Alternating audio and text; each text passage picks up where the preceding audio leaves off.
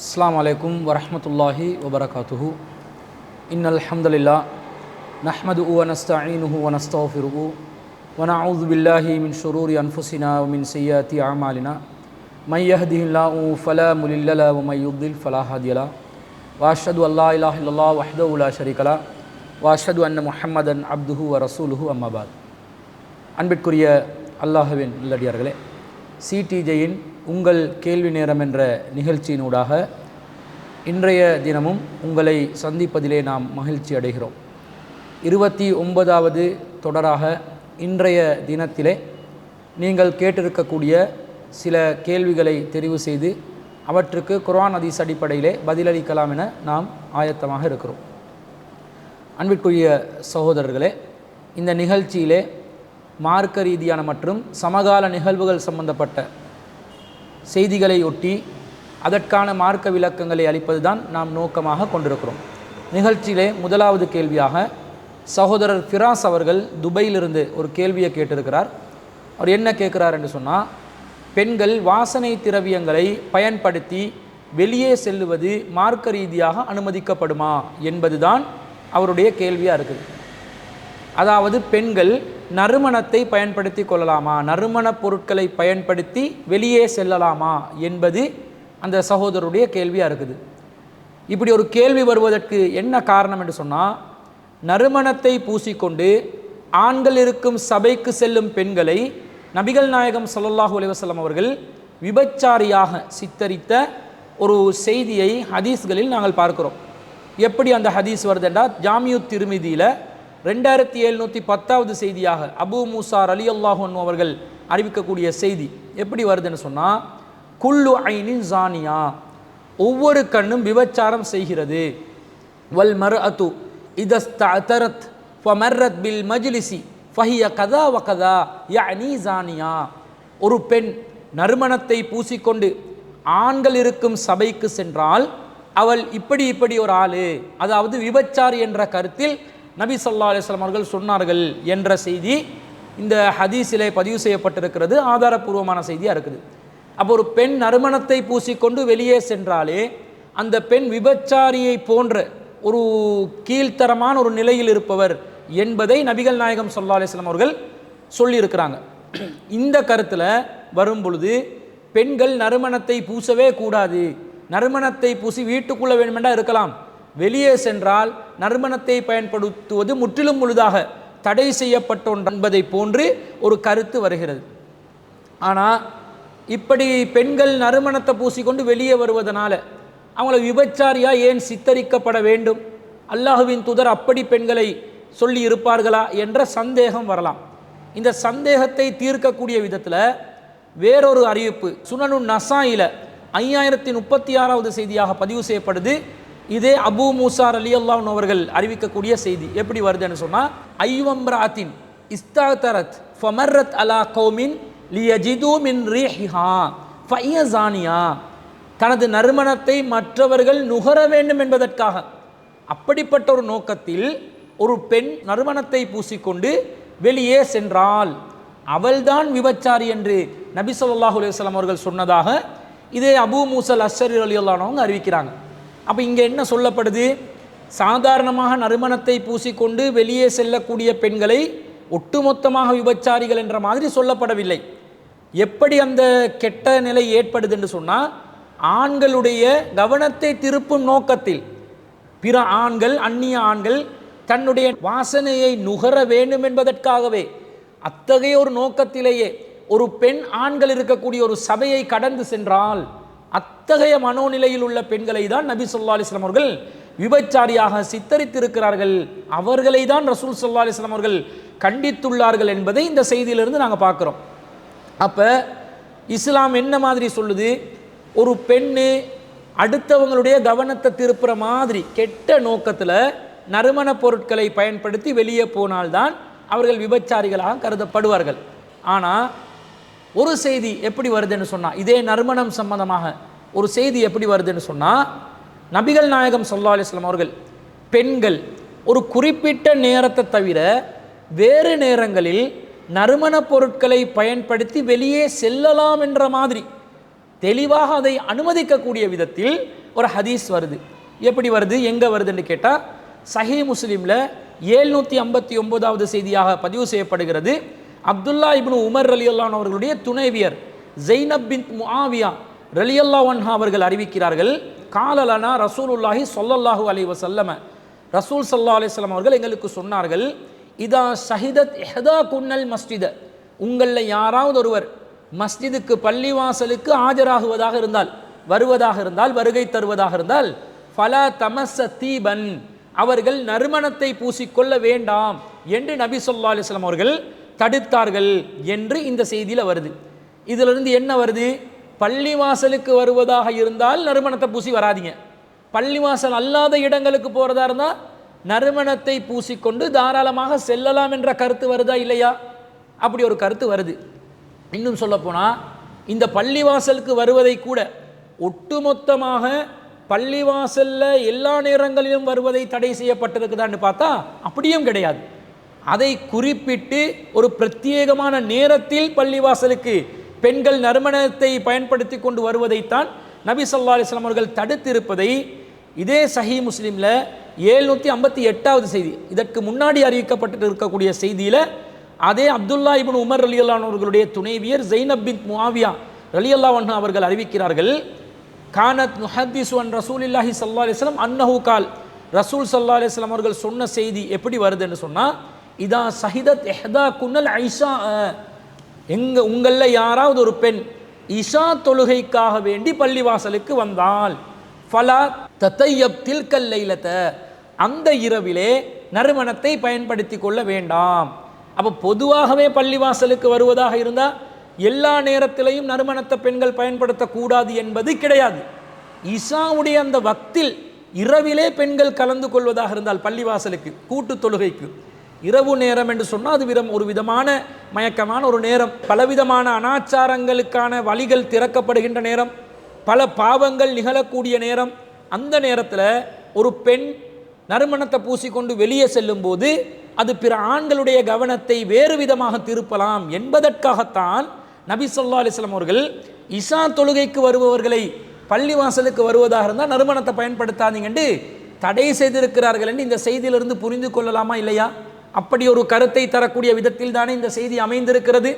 அப்போ இந்த இரவு நேரம் என்பது அது ஒரு மயக்கமான நேரம் என்பதனால், பலவிதமான அனாச்சாரங்களுக்கு வழிவகுக்கக்கூடிய ஒரு நேரம் என்பதனால், இஷா தொழுகை என்ற அந்த இரவு நேரத்தில் பெண்கள் பள்ளிக்கு வெளியே வரும்போது அப்ப நறுமணத்தை பயன்படுத்தாதீங்க என்ற கருத்தில் ரசூலுல்லாஹ் சொல்வதிலிருந்து இஷா தொழுகை அல்லாத, இரவு நேரம் அல்லாத மற்ற நேரங்களில் பெண்கள் நறுமணத்தை பயன்படுத்தி கொண்டு வெளியே செல்லலாம் என்பது விளங்குகிறதா இல்லையா? இப்போ இந்த ஹதீஸில் பள்ளிவாசல் என்று மட்டும்தான் வந்துள்ளது. எனவே பள்ளிவாசல் அல்லாத இடங்களுக்கு இஷா அல்லாத நேரங்களில் கூட நறுமணத்தை பயன்படுத்தி கொண்டு போகவே கூடாது என்ற மாதிரி விளங்கக்கூடாது. ஏண்டா பள்ளிவாசலுக்கு வருவதாக இருந்தால் ஒரு பயபக்தியோடு தான் மக்கள் வருவாங்க, இறைவனை வணங்குவதற்காகத்தான் வருவாங்க. அப்படி இறைவனை வணங்கும் எண்ணத்தில் வரக்கூடிய ஒரு பெண்ணை கூட நறுமணத்தை பயன்படுத்தி நீ வெளியே செல்லும் போது பிற ஆண்களால் அது கவர்ந்து விடக்கூடாது என்பதற்காக தடை செய்கிறாங்கன்னு சொன்னால், பள்ளிவாசல் அல்லாத இடங்களுக்கும் இந்த இரவு நேரத்தில் நறுமண பொருட்களை பயன்படுத்தி கொண்டு ஏனைய சபைகளுக்கு செல்வதை நபி ஸல்லல்லாஹு அலைஹி வஸல்லம் அவர்கள் அங்கீகரிப்பார்களா? கண்டிப்பாக அங்கீகரிக்க மாட்டார்கள். பள்ளிவாசலுக்கே வர வேண்டாம் என்றால் வேறு இடங்களுக்கு போகவே கூடாது என்ற மாதிரி கருத்தை தான் இந்த செய்தி தருது. அடுத்தது பாருங்க, பொதுவாகவே பள்ளிவாசல் என்று அறிவிப்பதும் இந்த அப்துல்லா இப்னு உமர் ரலியல்லாஹு அன்ஹு அவர்களுடைய மனைவியரான ஜைனப் பின்த் முஆவியா ரலியல்லாஹு அன்ஹா அவங்க தான் அறிவிக்கிறாங்க. இஷாவுடைய நேரம் பள்ளிக்கு வராதிங்கன்றதையும் இவங்க தான் அறிவிக்கிறாங்கன்னு சொன்னால், ஹதீஸ் கலையில் உள்ள ஒரு விதியின் பிரகாரம் ஒரே அறிவிப்பாளர் ஒரு செய்தியை பொதுவாகவும் மற்றொரு செய்தியை குறிப்பாகவும் அறிவிப்பதாக இருந்தால், குறிப்பாக அறிவிப்பதை தான் நாங்கள் எடுத்துக்கொள்ள வேண்டும் என்ற கருத்தின் அடிப்படையிலும் அதுதானே லாஜிக்காகவும் இருக்கும்.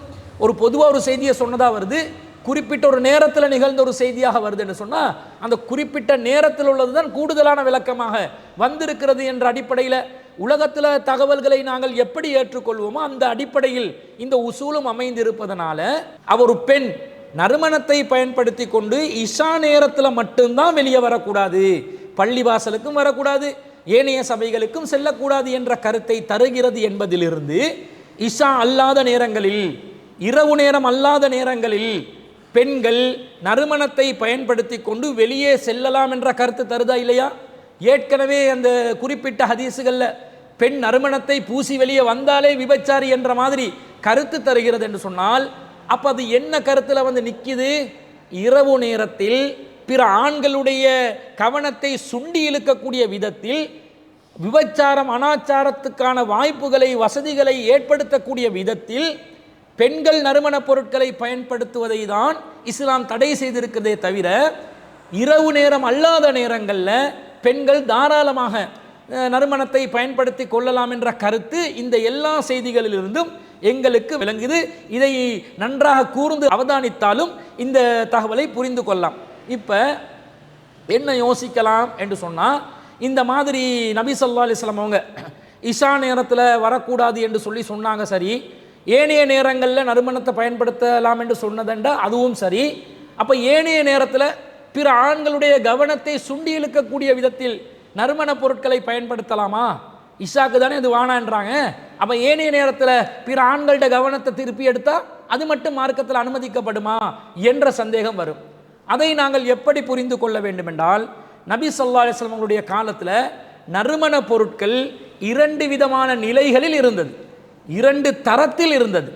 என்ன 2 தரம்? முதலாவது, ஒருத்தர் தன்னுடைய உடலில் வெளிப்படக்கூடிய துர்வாடையை வெளிப்படக்கூடாது என்பதற்காக வேண்டி பயன்படுத்தக்கூடிய மென்மையான நறுமண வகை என்ற ஒரு வகை இருக்குது.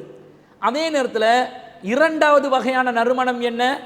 பிறருடைய கவனம் முழுசா தன் பக்கம் திருப்பக்கூடிய விதத்தில் அந்த நறுமணத்தை பயன்படுத்தி வந்தாலே, அந்த அத்தரை பயன்படுத்தி வந்தாலே, அந்த சென்ட்டை பெர்ஃப்யூமை பயன்படுத்தி வந்தாலே, இது பெண்கள் சம்பந்தப்பட்ட விஷயத்தில் பிற ஆண்களுடைய கவனத்தை கடுமையாக ஈர்த்துவிடும், கமகமகமகமென்று நறுமணம் வீசிவிடும்.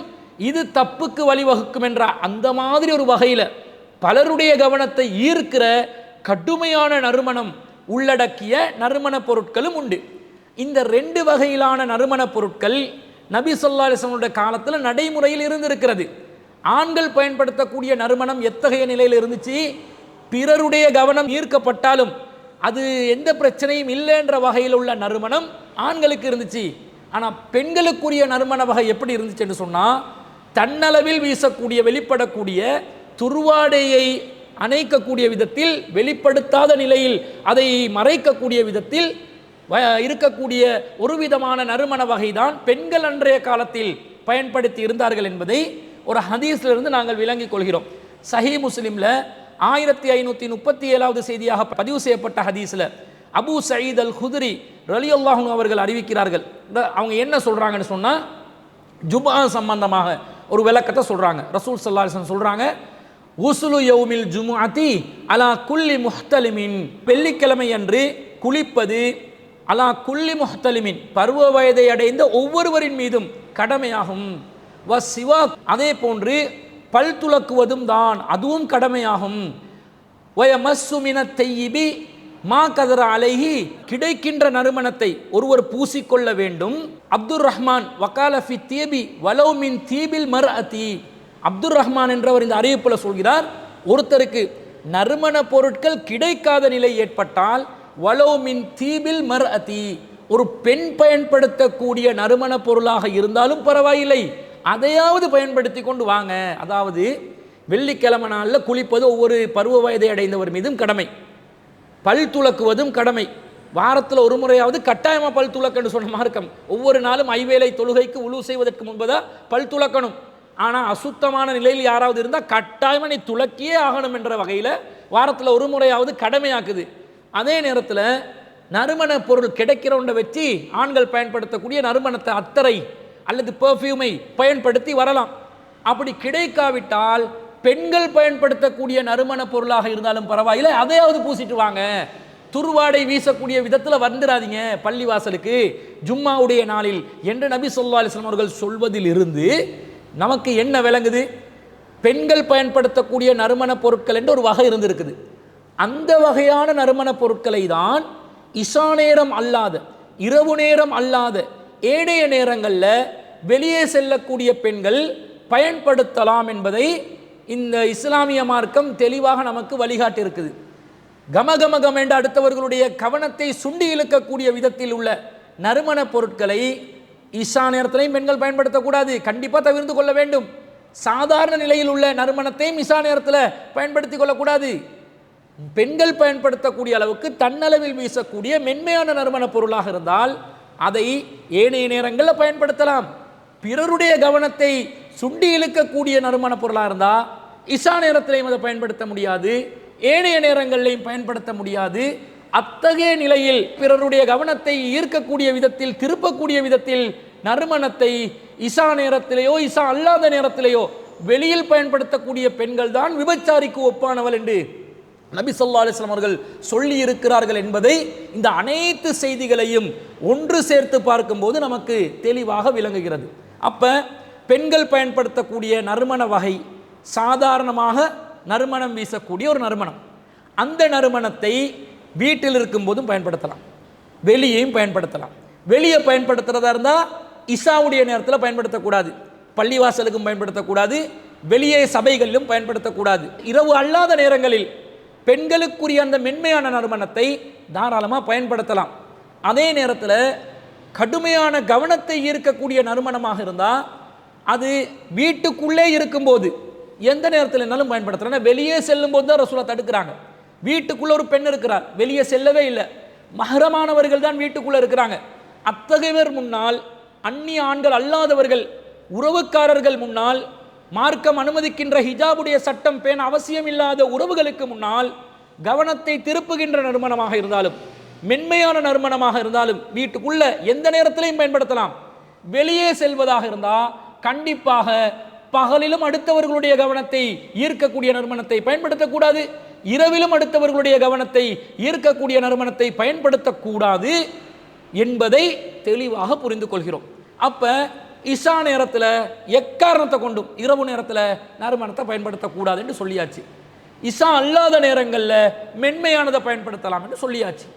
நம்ம முஸ்லிம் சமூகத்தில் உள்ள பெண்கள் அதிகமான பிற ஆண்களுடைய கவனத்தை ஈர்க்கக்கூடிய அதிக வாசனையை வெளிப்படுத்தக்கூடிய நறுமணத்தை இரவு நேரங்களில் அதிகமான அளவில் பயன்படுத்துகிறார்களா இல்லையா? திருமண நிகழ்வுகள் நடந்தால் இரவு நேர திருமண நிகழ்வுகளில் வெளியே வரக்கூடிய பெண்கள் அலங்காரத்தையும் வெளிப்படுத்துவார்கள், பிற ஆண்களுடைய கவனத்தை சுண்டி இழுக்கக்கூடிய விதத்தில் நறுமண பொருட்களையும் பயன்படுத்தி வருகிறார்கள். எவ்வளவு ஒரு பாவமான வேலை தெரியுமா? ரசூலா விபச்சாரிக்கு ஒப்பாக பேசினார்கள். ஹிஜாபை போட்டு லிப்ஸ்டிக் அடிச்சுட்டு நகைகள் எல்லாத்தையும் வெளியே போட்டு மொத்த அலங்காரத்தையும் வெளிப்படுத்தி கொண்டு, ஆனால் ஹிஜாபு சரியாக பேணுதலாக இருக்கும், அந்த ஹிஜாபு கூட களத்து வரைக்கும் தான், நெஞ்சி பகுதி கூட ஹிஜாபில் மறையாது.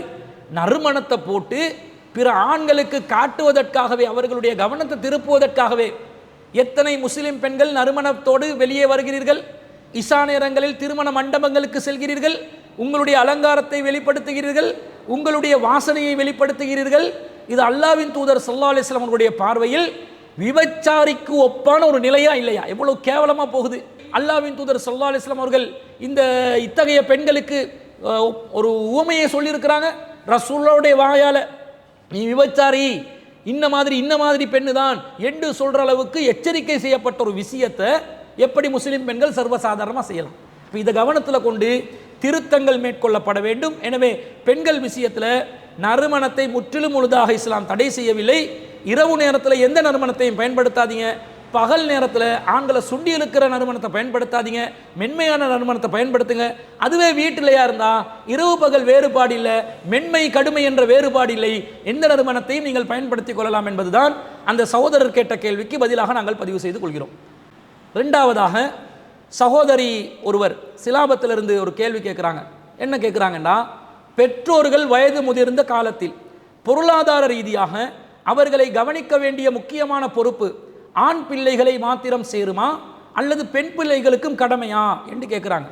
அதாவது வயது முதிர்ந்த பெற்றோர்கள், தாய் தந்தை இருவர் இருக்கிறாங்க, இவர்களை கவனிக்கிறது ஆண் பிள்ளைகளுக்கு மட்டும் கடமையா பெண் பிள்ளைகளுக்கும் கடமையா என்று கேட்குறாங்க.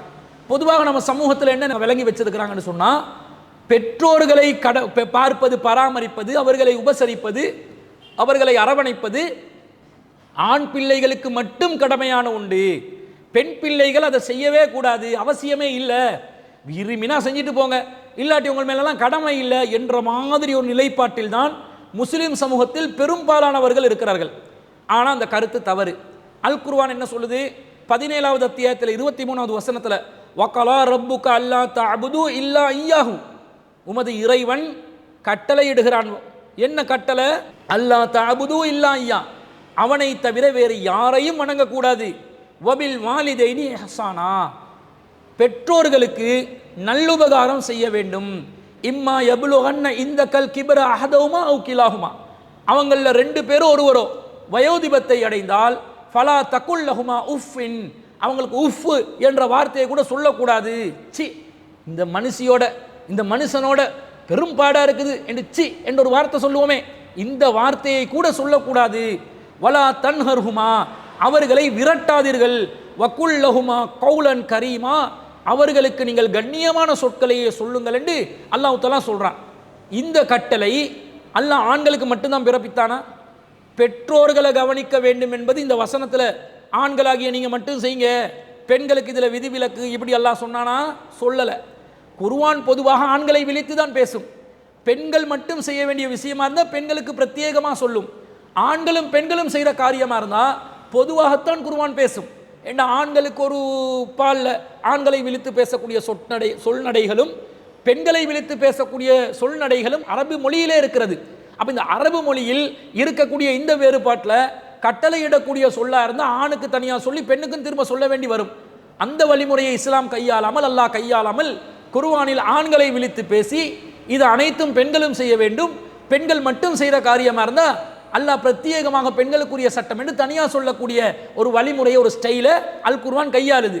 அப்போ இந்த வசனத்தில் பெற்றோர்களை கவனிக்கணும் என்றது ஆண்களுக்கு மட்டும் சொல்லப்பட்ட விஷயமா? பெண்களுக்கு சொல்லப்படலையா? பெண்களுக்கு உரியது தானே, பெண்களுக்கு இது கடமை இல்லைன்னு அல்லாஹ் போட்டிருப்பானே. அல்லாஹ் அப்படி போடலையே. ஏன் போடலைன்றது எப்படி விளங்குறோம் என்று சொன்னால், அந்த வசனத்தில் 2 கட்டளை வருது. முதலாவது வகலா ரப்புக, உமது இறைவன் கட்டளையிட்டு இருக்கிறான். அல்லாஹ் தஅபுது இல்லா இய்யா, அவனை தவிர வேறு யாரையுமே வணங்கக்கூடாது என்று கட்டளையிட்டு இருக்கிறான். இது ஆண்களுக்கு மட்டும் உள்ள சட்டமா, பெண்களுக்கும் பொருந்தும் சட்டமா? அல்லாஹ் மட்டும்தான் வணங்கணும் என்பது ஆண்களுக்கும் உள்ள சட்டம், பெண்களுக்கும் உள்ள சட்டம். ஆண்களுக்கு உள்ள சட்டத்தை அல்லாஹ் சொல்ற மாதிரி இதில் பெண்களுக்கும் சொல்லியிருக்கிறான்னு நாங்கள் எப்படி விளங்குறோமோ அந்த மாதிரி தான் வபில் வாலிதைனி இஹ்சானா, பெற்றோர்களுக்கு நல்லுபகாரம் செய்ய வேண்டும் என்பதையும் நாங்கள் புரிந்து கொள்ள வேண்டும். வசனத்தில் பாதிய ஆண்களுக்கும் பெண்களுக்கும் 2 பேருக்கும் பொருந்தும், மீதி பாதி ஆண்களுக்கு மட்டும் கூறியது பெண்களுக்குரியது இல்லை என்று விளங்குவது விபரீதமான ஒரு கருத்தை தரக்கூடிய, தவறான கருத்தை தரக்கூடிய, எந்த ஒரு லாஜிக்கும் இல்லாத ஒரு செயற்பாடாக இருக்கிறத நாங்கள் பார்க்குறோம். பெற்றோர்களை, ஆண் பிள்ளைகளும் பெற்றோர்களை கவனிக்க வேண்டும், பெண் பிள்ளைகளும் பெற்றோர்களை கவனிக்க வேண்டும். அதே போன்று சூரத்துல் பக்கரால 2வது அத்தியாயத்தில் 215வது வசனத்தில் அல்லாஹ் சொல்கிறான், எஸ் அலூனக மாதா யுன்ஃபிகூன், அவங்க எதை செலவழிக்கணும் என்று கேட்குறாங்க. நபியை அவங்க கிட்ட வந்து கேள்வி கேட்குறாங்க. குல், நபியை சொல்லுங்க, மா அன்ஃபக்தும் மின் ஹைரின், நீங்கள் ஹைரில் நன்மையானதில் எதை செலவழித்தாலும் ஃபலில் வாலிதைனி, உங்களுடைய பெற்றோர்களுக்கு செலவழிங்க, வல் அக்ரபீன, உறவுக்காரர்களுக்கு செலவழிங்க, வல் யத்தாமா, அனாதைகளுக்கு செலவழிங்க, வல் மசாக்கீனி, மிஸ்கீன்களுக்கு செலவழிங்க, ஏழைகளுக்கு செலவழிங்க, வபினி சபீலி, நாடோடிகளுக்கு செலவழிங்க, வமா தஃஅலு மின் ஹைரின், நீங்க எந்த நன்மையை செய்தாலும் ஃபஇன்னல்லாஹ பிஹி அலீம், அல்லாஹ் அதை அறிந்தவனாக இருக்கிறான் என்று அல்லாஹ் சொல்கிறான். அப்ப செலவழிக்கிறது சம்பந்தமாக சொல்லும்போது பெற்றோர்களுக்கு செலவழிங்க என்றான்லாம், உறவினர்களுக்கு செலவழிங்க என்றான், மிஸ்கீன்களுக்கு, அனாதைகளுக்கு, நாடோடிகளுக்கு செலவழிங்க என்றான். இந்த செலவழிக்க சொன்னது பெற்றோர்களுக்கு செலவழிக்க வேண்டும் என்பது ஆண்கள் மட்டும் நீங்கள் செய்யுங்க, பெண்களாகிய நீங்கள் செய்யாதீர்கள். பெண் பிள்ளைகள் பெற்றோர்களுக்கு செலவழிக்க வேண்டியது இல்லை என்று அல்லாஹ் சொன்னானா? எப்படி பெற்றோர்களை உபசரிப்பது, கௌரவிப்பது, பெற்றோர்களுடன் மரியாதையாக நடப்பது, அவர்களுக்கு பணிவிடை செய்வது ஆண்களுக்கும் பெண்கள் இரு சாராருக்கும் கடமையோ, அவர்களுக்கு செலவழிப்பதும் இரு சாராரின் மீது கடமையாக்கப்பட்ட விஷயம் என்று அல்லாஹ் சொல்வதிலிருந்து ஆண் பிள்ளைகளும் பெற்றோர்களை கவனிக்க வேண்டும். அன்பு பாசத்தில், அரவணைப்பில், அவர்களை உபசரிப்பதில், பணிவிடை செய்வதிலும் கவனிக்க வேண்டும். அதே போன்று செலவழிப்பது, பொருளாதார சுமை, அவர்கள் நோய்வாய்ப்பட்டால் மருந்து மாத்திரைகளை வாங்கி கொடுப்பது, அவர்களுக்கு உணவளிப்பது, அவர்களுக்கு உடையளிப்பது, அவர்களுக்கு இல்லிட வசதிகளை ஏற்பாடு செய்து கொடுப்பது, அடிப்படை தேவைகளை பூர்த்தி செய்து கொடுப்பது, இது அனைத்தும் ஆண் பிள்ளைகள் பெண் பிள்ளைகள் ஆகிய இரு சாராரின் மீதுதான் கடமை என்பதை இந்த வசனத்திலிருந்தும் நாங்கள் விளங்கிக் கொள்கிறோம். இன்னும் சொல்ல போனால் ரசூல் ஸல்லல்லாஹு அலைஹி வஸல்லம் அவர்கள் ஒரு முறை சொல்கிறாங்க, ஒரு வார்த்தையை சொல்கிறாங்க. என்ன சொல்கிறாங்க? ரஹிம அன்ஃபு சும்ம ரஹிம அன்ஃபு சும்ம ரஹிம அன்ஃபு. ஒருத்தண்ட மூக்கு மண்ணு கவ்வட்டும், அவனுடைய மூக்கு மண்ணு கவ்வட்டும், அவனுடைய மூக்கு மண்ணு கவ்வட்டும் என்றாங்க. மண்ணாகட்டும் என்றாங்க. மண்ணை கவ்வக்கூடிய விதத்தில் ஒருத்தண்ட மூக்கு ஆகட்டும் என்றால் நாசமாக போகட்டும், ஒருத்தண்ட மூக்கு மண்ணாகட்டும் என்றால் அவன் நாசமாக போகட்டும் என்று அர்த்தம். 3 முறை சொல்கிறாங்க. சஹாபாக்கள் கேட்குறாங்க, கீழே மையா ரசூலல்லாஹ், அல்லாஹ்வின் தூதரை யாரை சொல்கிறீங்க, யார் நாசமாக போகணும், எது சொல்கிறீங்கன்னு கேட்குறாங்க. ரசூலுல்லாஹ் சொல்கிறாங்க, கால மன் அதுரக்க அபவைஹி இந்தல் கிபரி, தன்னுடைய பெற்றோர்களை முதுமையில் ஒருவன் அடைந்து, அஹதஹுமா அவு கிளைஹுமா, அவர்கள் ஒருவரையோ இருவரை முதுமையான நிலையில் அடைந்து, ஃபலம் யதுகுலில் ஜன்னத்தை, எவன் சொர்க்கத்துக்கு நுழையலையோ அவன் நாசமாக போட்டும். பெற்றோர்களை முதுமையான நிலையில் ஒருவரையோ 2 பேரையோ, தாய் தந்தையில் ஒருவரையோ இருவரையோ முதுமையான நிலையில் அடைஞ்சாச்சு, அவங்களுக்கு செய்ய வேண்டிய காரியங்களை செய்யாம எவன் சொர்க்கத்தை அடையலையோ நரகத்துக்கு போறானோ அத்தகையவன் நாசமா போகட்டும் என்றாங்க ரசூல் ஸல்லல்லாஹு அலைஹி வஸல்லம். இந்த செய்தி ஆண்களை விழிச்சு மட்டும் பேசுற செய்தியா? பெண்கள் சொர்க்கத்துக்கு போறதுக்கு பெற்றோர்களை பயன்படுத்தி கொள்ள வேண்டாம், தேவையில்லைன்னு சொன்ன செய்தியா? ஆண்களுக்கும் இது பொருந்தும், பெண்களுக்கும் பொருந்தும் என்பதை அந்த செய்தியின் வாசகத்திலிருந்தே நாங்கள் விளங்கிக் கொள்கிறோம். ஆனால் இதில் ஒரு வித்தியாசம் இருக்குது. ஆணாக இருந்தாலும் பெண்ணாக இருந்தாலும் 2 பேரும் பெற்றோர்களை கவனிக்கணும், பெற்றோர்களுக்கு கடமைகளை செய்யணும், செலவழிக்கணும், உபசரிக்கணும், பணிவிடை செய்யணும், நல்ல முறையில் அவர்களை அரவணைக்கணும் என்பது இரு சாராருக்கும் கடமை. ஆனால் ஆண்கள் இந்த விஷயத்தில் ஈடுபடுவதிலும் பெண்கள் இந்த விஷயத்தில் ஈடுபடுவதிலும் சின்ன வேறுபாடு ஒன்று நடைமுறையில் இருக்குது. அந்த வேறுபாட்டை நாங்கள் ஒப்புக்கொள்ளணும். ஏனென்று சொன்னால், ஆணை பொறுத்தளவில் ஆண் சம்பாதிக்கக்கூடிய நிலையில், அவன் தீர்மானம் எடுக்கக்கூடிய நிலையில், அவன்தான் பெண்களுக்கு செலவழிக்கக்கூடிய நிலையில் அல்லாஹ் வைத்திருக்கிறான். அது ஆண்களுக்குரிய ஒரு சிறப்பான நிலையாக வைத்திருக்கிறான். பெண்களுக்கு இது மிகப்பெரிய சலுகையாக அமைகிறது. ஆண்கள் மீது பொருளாதார ரீதியான சுமைகளை இஸ்லாம் சுமத்தி பெண்கள் ராணிகளை போன்று நிம்மதியாக சந்தோஷமாக கஷ்டங்கள் துயரங்கள் துன்பங்கள் இல்லாமல் வாழக்கூடிய ஒரு நல்ல நிலையை அல்லாஹ் தஆலா ஏற்படுத்தி வச்சிருக்கிறான் பெண்களுக்கு. ஆனால் அது குண்டக மண்டக சமூகத்தில் நடக்குது, அது தனி விஷயம். அப்போ அல்லாஹ்வின் பார்வையில் பெண்கள் நிம்மதியாக இருக்கணும், கஷ்டப்படக்கூடாது என்பதற்காகவே ஆண்கள் மீது பொருளாதார சுமையை அல்லாஹ் சுமத்தி இருக்கிறான். அது அல்லாஹ் தஆலா அல் குர்ஆன்ல இன்னொரு இடத்திலையும் அல்லாஹ் சொல்றான், அர்ரிஜாலு கவ்வாமூன அலன் நிசா, மனைவிமார்களை நிர்வகிப்பவர்கள் ஆண்கள், கணவர்கள் தான்.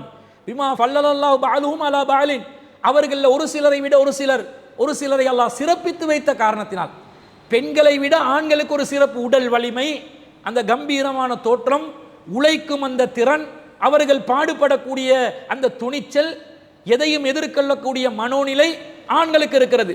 இந்த இயல்பான உயர்வு ஆண்களுக்கு அல்லாஹ் ஏற்படுத்தியிருக்கிறான். அதே போன்று வபிமா அன்ஃபகு மின் அம்வாலிஹிம், ஆண்கள் தான் தன்னுடைய பொருளாதாரத்தை பெண்களுக்கு செலவழிப்பார்கள் என்பதில் ஆண்கள் அல்லாஹ் தஆலா ஒரு படி மேலே வச்சிருக்கிறான். அப்ப ஆண்கள் மீது பொருளாதார சுமை இருப்பதனால வெளியில உழைச்சி சம்பாரிச்சு பொருளாதாரத்தை திரட்டுற அந்த பலம் ஆண்கள் தரப்புல இருக்குது. அப்ப ஆண்களுக்கு பெற்றோர்களை கவனிக்கும் போது, இன்னைக்கு காசு பணம் இல்லாமல் ஏதாவது பண்ணலாமா? எது பண்றதா இருந்தாலும் பெட்ரோல் வேணும், இது இல்லாமல் எதுவுமே நடக்காது. காசு பணம் வைத்து தான் அனைத்து விஷயங்களிலும் ஈடுபடலாம் என்ற அளவுக்கு உலகம் இன்று சென்று கொண்டிருக்கிறது. அப்ப இந்த காசு பணம் சம்பாதிக்கக்கூடிய ஒருவருக்கு தான் பெற்றோர்களுக்கு செய்கிற கடமைகளை கூட, மருந்து மாத்திரைகள் எடுத்து கொடுக்கிறதா இருந்தாலும், அவங்கள வசதியாக வாழ வைப்பதாக இருந்தாலும், அவங்களுக்கு இல்லிட வசதிகளை ஏற்பாடு செய்து கொடுப்பதாக இருந்தாலும், உடைகளை ஏற்பாடு செய்து கொடுப்பதாக இருந்தாலும், உணவுகளை கொடுப்பதாக இருந்தாலும், எல்லாத்துக்கும் காசு பணம் என்பது மிக முக்கியமான ஒரு அடிப்படையான தேவையாக இருக்கிறது. அப்படிப்பட்ட சூழ்நிலைக்கு உலகம் மாறிவிட்டது. இந்த நிலை ஆண்கள் தரப்பில் அதிகமான அளவில் இருக்கிறது. அப்ப அவர்களுக்கு பெண்களை விட கொஞ்சம் கூடுதலாகவே செலவழிக்கக்கூடிய வாய்ப்புகள் இருப்பதனால ஒரு இடத்துல ரசூல் ஸல்லல்லாஹு அலைஹி வஸல்லம் எந்த மாதிரி சொல்றாங்கடா, இப்னு மாஜால 2282வது செய்தியாக பதிவு செய்யப்பட்ட ஒரு செய்தியில, அன்ன ரஜுலன் கால, ஒரு மனிதர் ரசூலுல்லாஹ்விடம் சொல்கிறார்கள், யா ரசூலல்லாஹ், அல்லாஹ்வின் தூதரே, இன்னலி மாலன் வ வலதன், எனக்கு செல்வம் இருக்கிறது, அதே போன்று எனக்கு பிள்ளைகளும் இருக்கிறார்கள். வ இன்ன அபி யுரீது ஐ யஜ்தாக மாலி, ஆனா என்னுடைய தந்தை என்னுடைய மொத்த செல்வத்தையும் அள்ளி கொண்டு போக பார்க்கிறாரு. நான் என்ன பண்ண? நான் எதை சம்பாரிச்சு கொண்டாந்து வீட்டில் வச்சாலும் வாப்பா வருவார், எனக்கு வேணும் எனக்கு வேணும்னு எடுக்கிறாரு, இந்த நிலையில் நான் என்ன செய்ய என்று கேட்குறாங்க.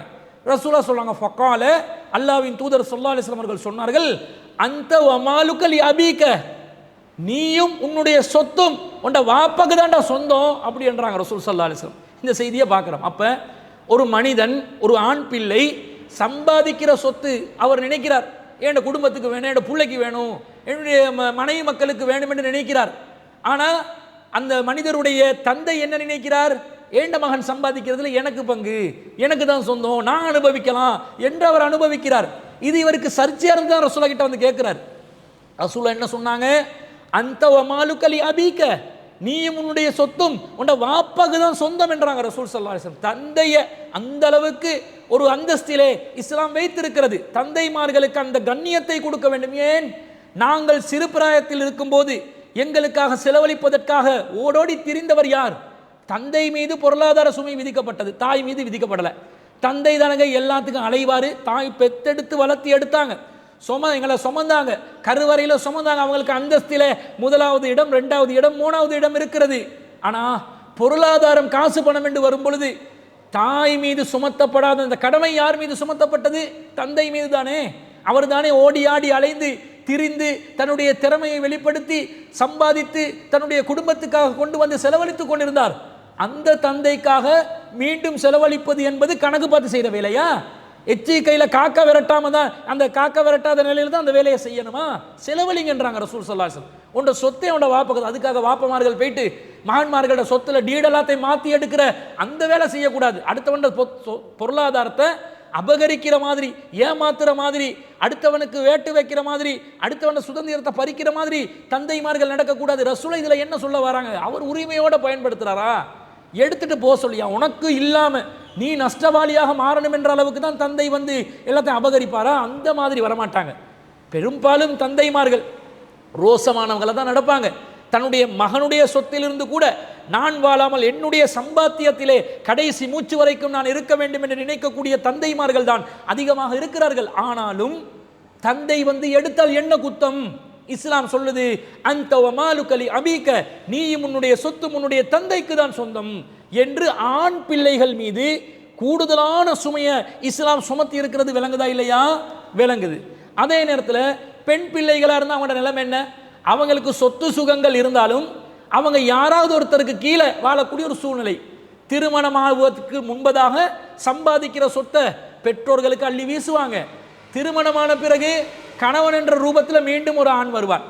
செலவழிக்க போகும்போதெல்லாம் வீட்டுக்கு கொடு, அங்கே கொடு, இங்கே கொடு, இந்த தேவைக்குது, புள்ளட படிப்புக்கு தேவைக்குது, கரண்ட் பில்லை கட்டணும், தண்ணி பில்லை கட்டணும், அது செய்யணும், இது செய்யணும் என்று சொல்லி 1008 காரணங்களை தனியாக புலம்பும் போது பெண் என்ன செய்வாள்? வீட்டு சுமையை நாங்களும் சுமக்கணும், ஷேர் பண்ணணும், பாவம் என்னுடைய ஹஸ்பண்ட் நிறைய கஷ்டப்படுறாரு, அபிக்கு நான் ஹெல்ப் பண்ணணும் என்று சொல்லி அபிக்கு செலவழிக்கக்கூடிய நிலைக்கு தானே நிறைய பேர் மாறுறாங்க. அப்படி இல்லாமல் சேமித்து வச்சாலும் கணவன் என்ன பண்ணுவான்?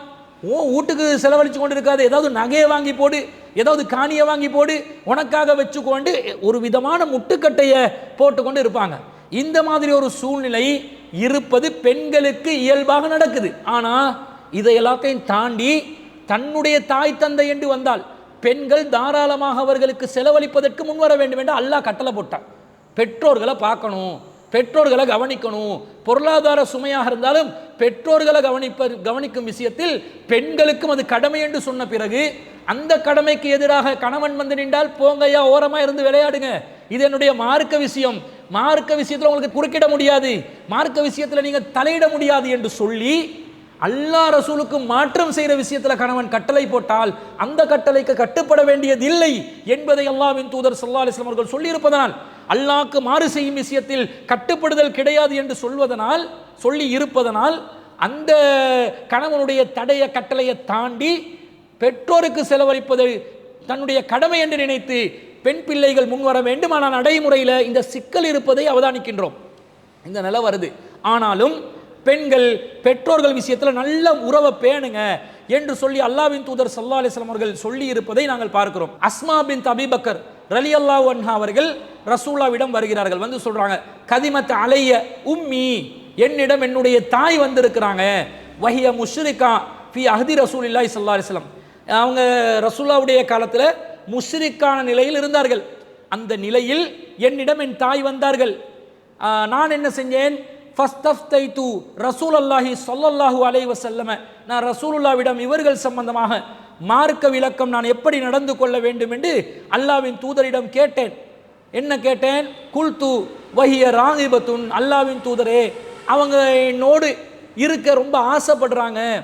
அப்ப அசிலு உம்மி, என்ற தாயோட நான் நெருக்கமாக உறவை பேணி நடக்கலாமான்னு கேட்குறாங்க. அப்ப ரசூலா என்ன சொன்னார்கள்?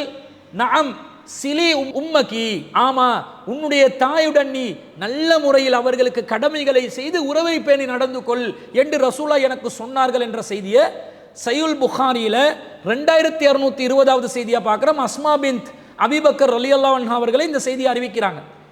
முஷ்ரிக்கான நிலையில் இருக்கக்கூடிய பெற்றோராக இருந்தாலும் தாயாக இருந்தாலும் என்னோடன் இருப்பதற்கு ஆசைப்படுறாங்கன்னு அஸ்மா பின்த் அபீபக்கர் ரலியல்லாஹு அன்ஹா சொல்றாங்க. என்ன அர்த்தம், என்ன ஆசை?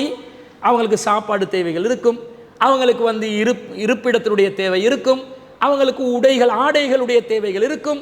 அஸ்மாவோட இருந்தா எனக்கு இந்த வசதி கிடைக்கும், என்னைய நல்லா பார்த்துக்கொள்வா என்று நினைத்து ஆசைப்பட்டு வந்திருக்கலாமா இல்லையா? ரசூலா என்ன சொல்றாங்க? உறவை பேணுங்க, முஷ்ரிக்கா இருந்தாலும் பரவாயில்ல உறவை பேணுங்க, ஆனா மார்க்க விஷயத்துல கவனமா இருந்து கொள்ளணும். உறவு பேணுற கடமையை செய்யற விஷயத்துல நீங்க தாராளமா சேர்ந்து நடந்துக்கோங்க என்று சொல்வதிலிருந்து ஒரு பெண் பிள்ளையான அஸ்மா பின்த் அபீபக்கர் ரலியல்லாஹு அன்ஹா அவர்களுக்கு அவர்களுடைய தாயார் முஷ்ரிக்காக இருந்த நிலையிலும் கடமையை நிறைவேற்றுங்க என்று சொன்னார்களா இல்லையா? அப்ப பெண்கள் மீது பெற்றோர்களுக்கு கடமை செய்வது கடமையாக இருக்கிறது. அந்த கடமையை அவர்களுக்கு விரும்பினா செய்யலாம் என்ற நிலையில அல்லாஹ் வைக்கவில்லை என்பதை இதன் மூலமும் நாங்கள் விளங்கிக் கொள்கிறோம். எனவே பெற்றோர்கள் வயோதிபம் அடைந்த நிலையில் தாயாக இருந்தாலும் தந்தையாக இருந்தாலும் அந்த பெற்றோர்களுடைய பிள்ளைகள் ஆண் பிள்ளைகளாக இருந்தாலும் பெண் பிள்ளைகளாக இருந்தாலும் அந்த பெற்றோர்களுக்கு அடிப்படை வசதிகள் செய்து கொடுப்பது, அந்த பெற்றோர்களுக்கு மருந்து மாத்திரைகள் நோய்வாய்ப்படுகின்ற நேரத்தில் அவர்களை பார்த்து கொள்வது, அவர்களுக்கு பணிவிடை செய்வது, அவர்களை உபசரிப்பது, அவர்களை சந்தோஷமாக வைத்துக் கொள்வது, அனைத்து தேவைகளையும் நிறைவேற்றுவது ஆண் பிள்ளைகள் மீதும் கடமை, பெண் பிள்ளைகள் மீதும் கடமை. அதிகமான அளவு ஆண்களுக்கு இந்த வாய்ப்பு இருக்குது, குறைவான அளவு பெண்களுக்கு வாய்ப்பு இருக்குது. குறைவான அளவாக இருந்தாலும் பெண்களுக்கு அது கடமையா இருக்குது. தந்த பெண்களுடைய கணவன்மார்கள் அதற்கு குறுக்கே வந்தால் அதை மீறிவிட்டு பெண்கள் தன்னுடைய பெற்றோர்களுக்கு கடமையை செய்ய வேண்டும் என்பதுதான் இஸ்லாம் சொல்லக்கூடிய தீர்வாக இருக்கிறது. அந்த கேள்வி கேட்ட சகோதரிக்கு இதை பதிலாக நாங்கள் பதிவு செய்து கொள்கிறோம். அடுத்ததாக கேட்கிறாங்க, ஒரு பெண் இத்தாவின் போது கடைபிடிக்க வேண்டிய ஒழுங்குகள் என்ன? கணவனை இழந்த ஒரு பெண் அல்லது விவாகரத்தான ஒரு பெண் இத்தா என்றொன்று அனுஷ்டிக்க வேண்டும். இதுல என்னென்ன ஒழுங்குகளை கடைபிடிக்கணும் என்று கேட்கிறாங்க. இது ஒரு நிறைய பெண்கள் அறிய வேண்டிய பல விஷயங்கள் இதில் இருக்குது. முதலாவது இத்தா என்றா என்ன? இறந்தவர் ஆணாக இருந்தா அவருடைய மனைவி கடைபிடிக்க வேண்டிய ஒரு ஒழுங்கு, அதுதான் இத்தா. என்ன ஒழுங்கு? இவங்க கணவனை இழந்த பெண்ணாக இருந்தா அவங்க இறந்த உடனேயே அடுத்த கல்யாணத்தை செஞ்சிடக்கூடாது, திருமணத்துக்கு போயிடக்கூடாது. கொஞ்ச நாள் வெயிட் பண்ணி அவங்க காத்திருந்து பிறகுதான் மறுமணம் செய்து கொள்ள வேண்டும். இந்த காத்திருக்கக்கூடிய காலக்கெடுதான் இத்தா என்று இஸ்லாத்தில் சொல்லப்படுகிறது. இதே விவாகரத்தான பெண்ணா இருந்தா, விவாகரத்தான தன்னுடைய கணவரிடமிருந்து ஒரே அடியாக பிரிந்து செல்லாமல், ஒரே அடியாக வேறொரு திருமணத்தை கணவரை விவாகரத்தை செஞ்சுட்டு நான் வேறு திருமணத்தை முடிக்கிறேன் சென்று விடாமல் குறிப்பிட்ட சில நாட்கள் காத்திருந்து பிறகும் அவர்களுடன் இணைய முடியாத, சேர்ந்து வாழ முடியாத நிலை ஏற்பட்டால் அதற்கு பிறகு மறுமணம் செய்வதற்காக இஸ்லாம் ஏற்படுத்தியிருக்கக்கூடிய இந்த காலக்கெடுதான் இத்தா என்று சொல்லப்படுகிறது. இந்த இத்தாவை செய்வதை, மறுமணம் செய்வதை தள்ளி போடுவதற்காக இத்தாவை கடைபிடிக்கணும் என்பதுதான் இஸ்லாம் சொல்லக்கூடிய சட்டமாக இருக்கிறது. இதுதான் இத்தா என்று சொல்வது. ஒரு பெண் அடுத்த திருமணத்திற்காக, தன்னுடைய மறுமணத்திற்காக காத்திருக்க வேண்டிய காலக்கெடு. இது விவாகரத்து செய்யப்பட்ட பெண்ணுக்கு ஒரு விதமான காலக்கெடு, கணவனை இழந்த பெண்ணாக இருந்தால் வேறு விதமான ஒரு காலக்கெடுவை இஸ்லாம் விதித்திருக்கிறது. சூரத்துல் பக்கரால 2வது அத்தியாயத்தில் 234வது வசனத்தில் அல்லாஹ் தஆலா சொல்கிறான், வல்லதீன யுத்தவஃபவுன மின்கும் வயதரூன அஸ்வாஜன் யதரப்பஸ்ன பிஅன்ஃபுஸிஹின்ன அர்பஅத அஷ்ஹுர் வ அஸ்ரா. உங்களில் எவரேனும் மனைவியை விட்டு மரணித்தால் 4 மாதங்களும் 10 நாட்களும் அந்த பெண்கள் மனைவியர்கள் காத்திருக்க வேண்டும், மறுமணம் செய்யாமல் இருக்க வேண்டும். ஃபைஸா பலக்ன அஜலஹுன்ன, அவர்கள் அந்த காலக்கெடுவை அடைந்து விட்டால் ஃபலா ஜுனாஹ அலைக்கும் ஃபீமா ஃபஅல்ன ஃபீ அன்ஃபுஸிஹின்ன பில் மஅரூஃப், அவர்கள் நல்ல முறையில் தன் விஷயத்திலே ஒரு விஷயத்தை முடிவு செய்து கொள்வதை அல்லாஹ் குற்றம் பிடிக்க மாட்டான். வல்லாஹு பிமா தஅமலூன ஹபீர், அல்லாஹ் அனைத்தையும் நீங்கள் செய்யக்கூடியதை அறிந்தவனாக இருக்கிறான் என்று சூரத்துல் பக்ரால 234வது வசனம் சொல்லுது. என்ன அர்த்தம்? காத்திருங்க ஒரு குறிப்பிட்ட காலக்கெடு. அது கணவனை இழந்த பெண்ணாக இருந்தால் 4 மாதங்களும் 10 நாட்களும். அதற்கு பிறகு அவர்கள் விஷயத்தில், அந்த பெண்கள் தங்களுடைய விஷயத்தில் ஏதாவது நல்ல முடிவை எடுக்கலாம். நல்ல முடிவு எடுக்கலாம் என்றால் அடுத்த திருமணத்துக்கு போகலாம் என்று இஸ்லாம் சொல்கிறது. இதை இன்னும் தெளிவாக சொல்லக்கூடிய வசனம் 33வது அத்தியாயத்தில் 49வது வசனத்தில் அல்லாஹ் சொல்கிறான், விவாகரத்து செய்யப்பட்ட பெண்ணா இருந்தா, யா அய்யுவல்லதீன ஆமனு, நம்பிக்கை கொண்டவர்களே, இதா நகஹ்துமுல் முஃமினாத்தி சும்ம தல்லக்துமூஹுன்ன மின் கபிலி தமஸ்ஸூஹுன்ன, நீங்கள் நம்பிக்கை கொண்ட பெண்களை மணந்து அவர்களை தீண்டுவதற்கு முன்பதாக விவாகரத்து செய்துவிட்டால் ஃபமாலக்கும் அலைஹின்ன மின் இத்தத்தின், அந்த பெண்கள் மீது உங்களுக்காக காத்திருக்க வேண்டிய எந்த காலக்கெடுவும் கிடையாது. இதா கிடையாது.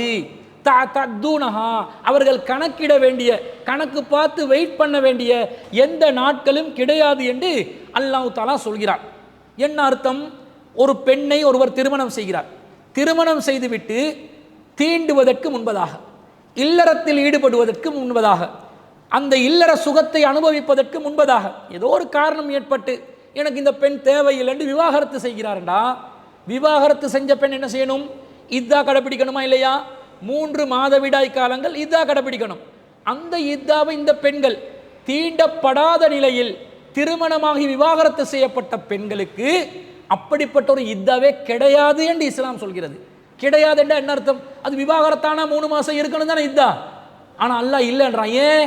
தீண்டவில்லை. தீண்டவில்லை என்றால் தீண்டினால்தான், இல்லற சுகத்தை அனுபவித்தால்தான் அந்த பெண்ணுடைய கருவறையில் குழந்தை ஏதாவது இருக்கிறதா, கருக்கள் உருவாகி இருக்கிறதா என்பது சந்தேகத்துக்குரிய நிலை வரும். தீண்டாத நிலையா இருந்தா எதுக்கு அந்த சந்தேகம்? அதான் தீண்டவே இல்லையா, அதுக்கப்புறம் எப்படி பிள்ளை வரும்? அப்ப பிள்ளை இருக்கிறதா இல்லையா, குழந்தை கருவறையில் உருவாகி இருக்கிறதா இல்லையா என்பதை அடிப்படையாக வைத்துதான் இதா என்ற சட்டமே இருக்குது. அப்ப 4 மாசம் 10 நாள் கணவனை இழந்த பெண்களாக இருந்தா அதுக்குள்ள கணவனோடு இல்லறத்தில் ஈடுபட்டு 1 வாரத்தில் கணவன் மௌத்தா போயிட்டாரு, அந்த கணவனுடைய கருவை இந்த பெண் சுமந்து கொண்டு இருக்கக்கூடிய நிலையில் 4 மாசம் 10 நாள் வெயிட் பண்ணாம அடுத்த கிழமை இன்னொருத்தர் திருமணம் முடித்தால் குழந்தை பிறக்கும் பொழுது யாருடைய குழந்தை என்ற கேள்வி வருமா இல்லையா? அதனால தான் இஸ்லாம் 4 மாசம் 10 நாள் வெயிட் பண்ண சொல்லுது. என்று சொன்னால் என்ன அர்த்தம்? மறுமணம் செய்வதற்காக வேண்டி குறிப்பிட்ட காலம் காத்திருப்பதுதான் இத்தா என்பதை இஸ்லாம் சொல்வதை நாங்கள் பார்க்கிறோம். அந்த 2வது அத்தியாயத்தில் 228வது வசனம் தான் 3 மாதவிடாய் காலம் விவாகரத்து செய்யப்பட்ட பெண்கள் இத்தா இருக்கணும் என்றதை சொல்லுது. அந்த வசனத்தில் அல்லாஹ் என்ன சொல்றான்னா, வல் முத்தல்லகாத்து, விவாகரத்து செய்யப்பட்ட பெண்கள் யத்தரப்பஸ்ன பி அன்ஃபுஸிஹின்ன ஸலாஸத குரூஇன், அவர்கள் 3 மாதவிடாய் காலம் மறுமணம் செய்யாமல் காத்திருக்க வேண்டும். வலா யஹில்லு லஹுன்ன ஐ யக்தும்ன மா ஹலக்கல்லாஹு ஃபீ அர்ஹாமிஹின்ன, அவர்களுடைய கருவறைகளில் அல்லாஹ் உருவாக்கி இருப்பதை, படைத்திருப்பதை மறைப்பதற்கு அவர்களுக்கு எந்த அருகதையும் கிடையாது, ஹலால் கிடையாது, அனுமதி கிடையாது. இன் குன்ன யுமின்ன பில்லாஹி வல் யௌமில் ஆஹிர், அவர்கள் அல்லாஹ்வையும் மறுமை நாளையும் நம்பக்கூடிய பெண்களாக இருந்தால் என்று அல்லாஹ் தஆலா சொல்கிறான். என்றால் என்ன அர்த்தம்? 3 மாதவிடாய் காலம் கருவறையில் கரு உருவாகி இருக்குதா இல்லையா? இல்லை என்றது கன்ஃபார்மாக இருந்தால் என்ன செய்யலாம்? மறுமணத்துக்கு போகலாம். ஆனால் அந்த இல்லை என்று சொல்வது ஏமாற்றத்துக்குரியதாக ஆகிரலாம்.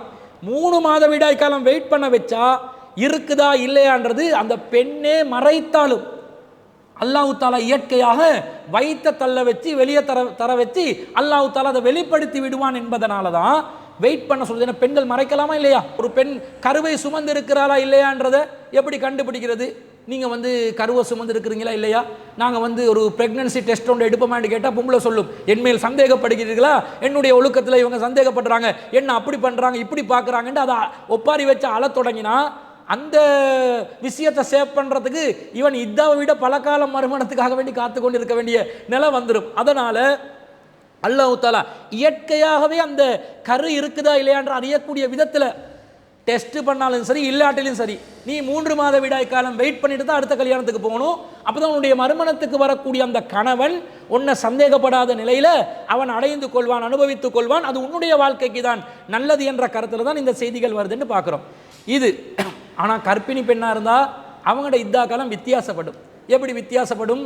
இப்ப அல்லாஹ் தஆலா சூரத்து தலாக்ல 65வது அத்தியாயத்துல 4வது வசனத்துல சொல்றான், வல்லாத்தி யஇஸ்ன மினல் மஹீலி, உங்கள பெண்கள்ல மாதவிடாய் அற்று போன பெண்கள், மின் நிசாயிக்கும், உங்கள் பெண்களில் மனைவிமார்களில் மாதவிடாய் அற்று போன பெண்களும், இனிர்தப்தும் ஃபஇத்தத்து உன்ன சலாசத்து அஷ்ஹுரின், அவர்கள் விஷயத்திலே நீங்கள் சந்தேகப்பட்டால் அவங்க 3 மாசம் அவங்க வெயிட் பண்ணட்டும், இதா இருக்கட்டும். கர்ப்பிணிகளாக இருந்தால் வௌலாத்துல் அஹ்மாலி, யாரு கருக்களை சுமந்திருக்கிறார்களோ, அஜலஹுன்ன ஐயலஅன ஹம்லஹுன்ன, அவர்களுக்கான காலக்கெடுவாக எதை வைத்துக் கொள்ள வேண்டும் என்றால் அவர்கள் பிரசவிப்பதுதான் அவர்களுக்கான காலக்கெடு என்று அல்லாஹ் தஆலா அந்த வசனத்தில் சொல்றான். அப்ப மாதவிடாய் அற்று போன பெண்களாக இருந்தால் 3 மாசம், மாதவிடாய் உள்ள ஏற்படுகின்ற பெண்களாக இருந்தா, அதுவும் கர்ப்பிணியா இருந்தா பிரசவிக்கும் வரைக்கும் என்றால் என்ன அர்த்தம்?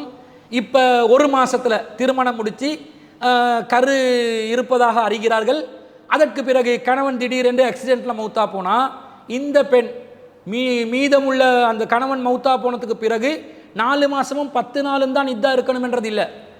அந்த கரு உருவானதிலிருந்து கரு பிரசவித்து ஒரு குழந்தையாக வெளிப்படும் வரைக்கும் அந்த பெண் இதா இருக்கணும். அப்ப கிட்டத்தட்ட 8 மாதங்கள் அந்த பெண்ணுக்கு இதா இருக்க வேண்டிய நிலைமை உருவாகுது.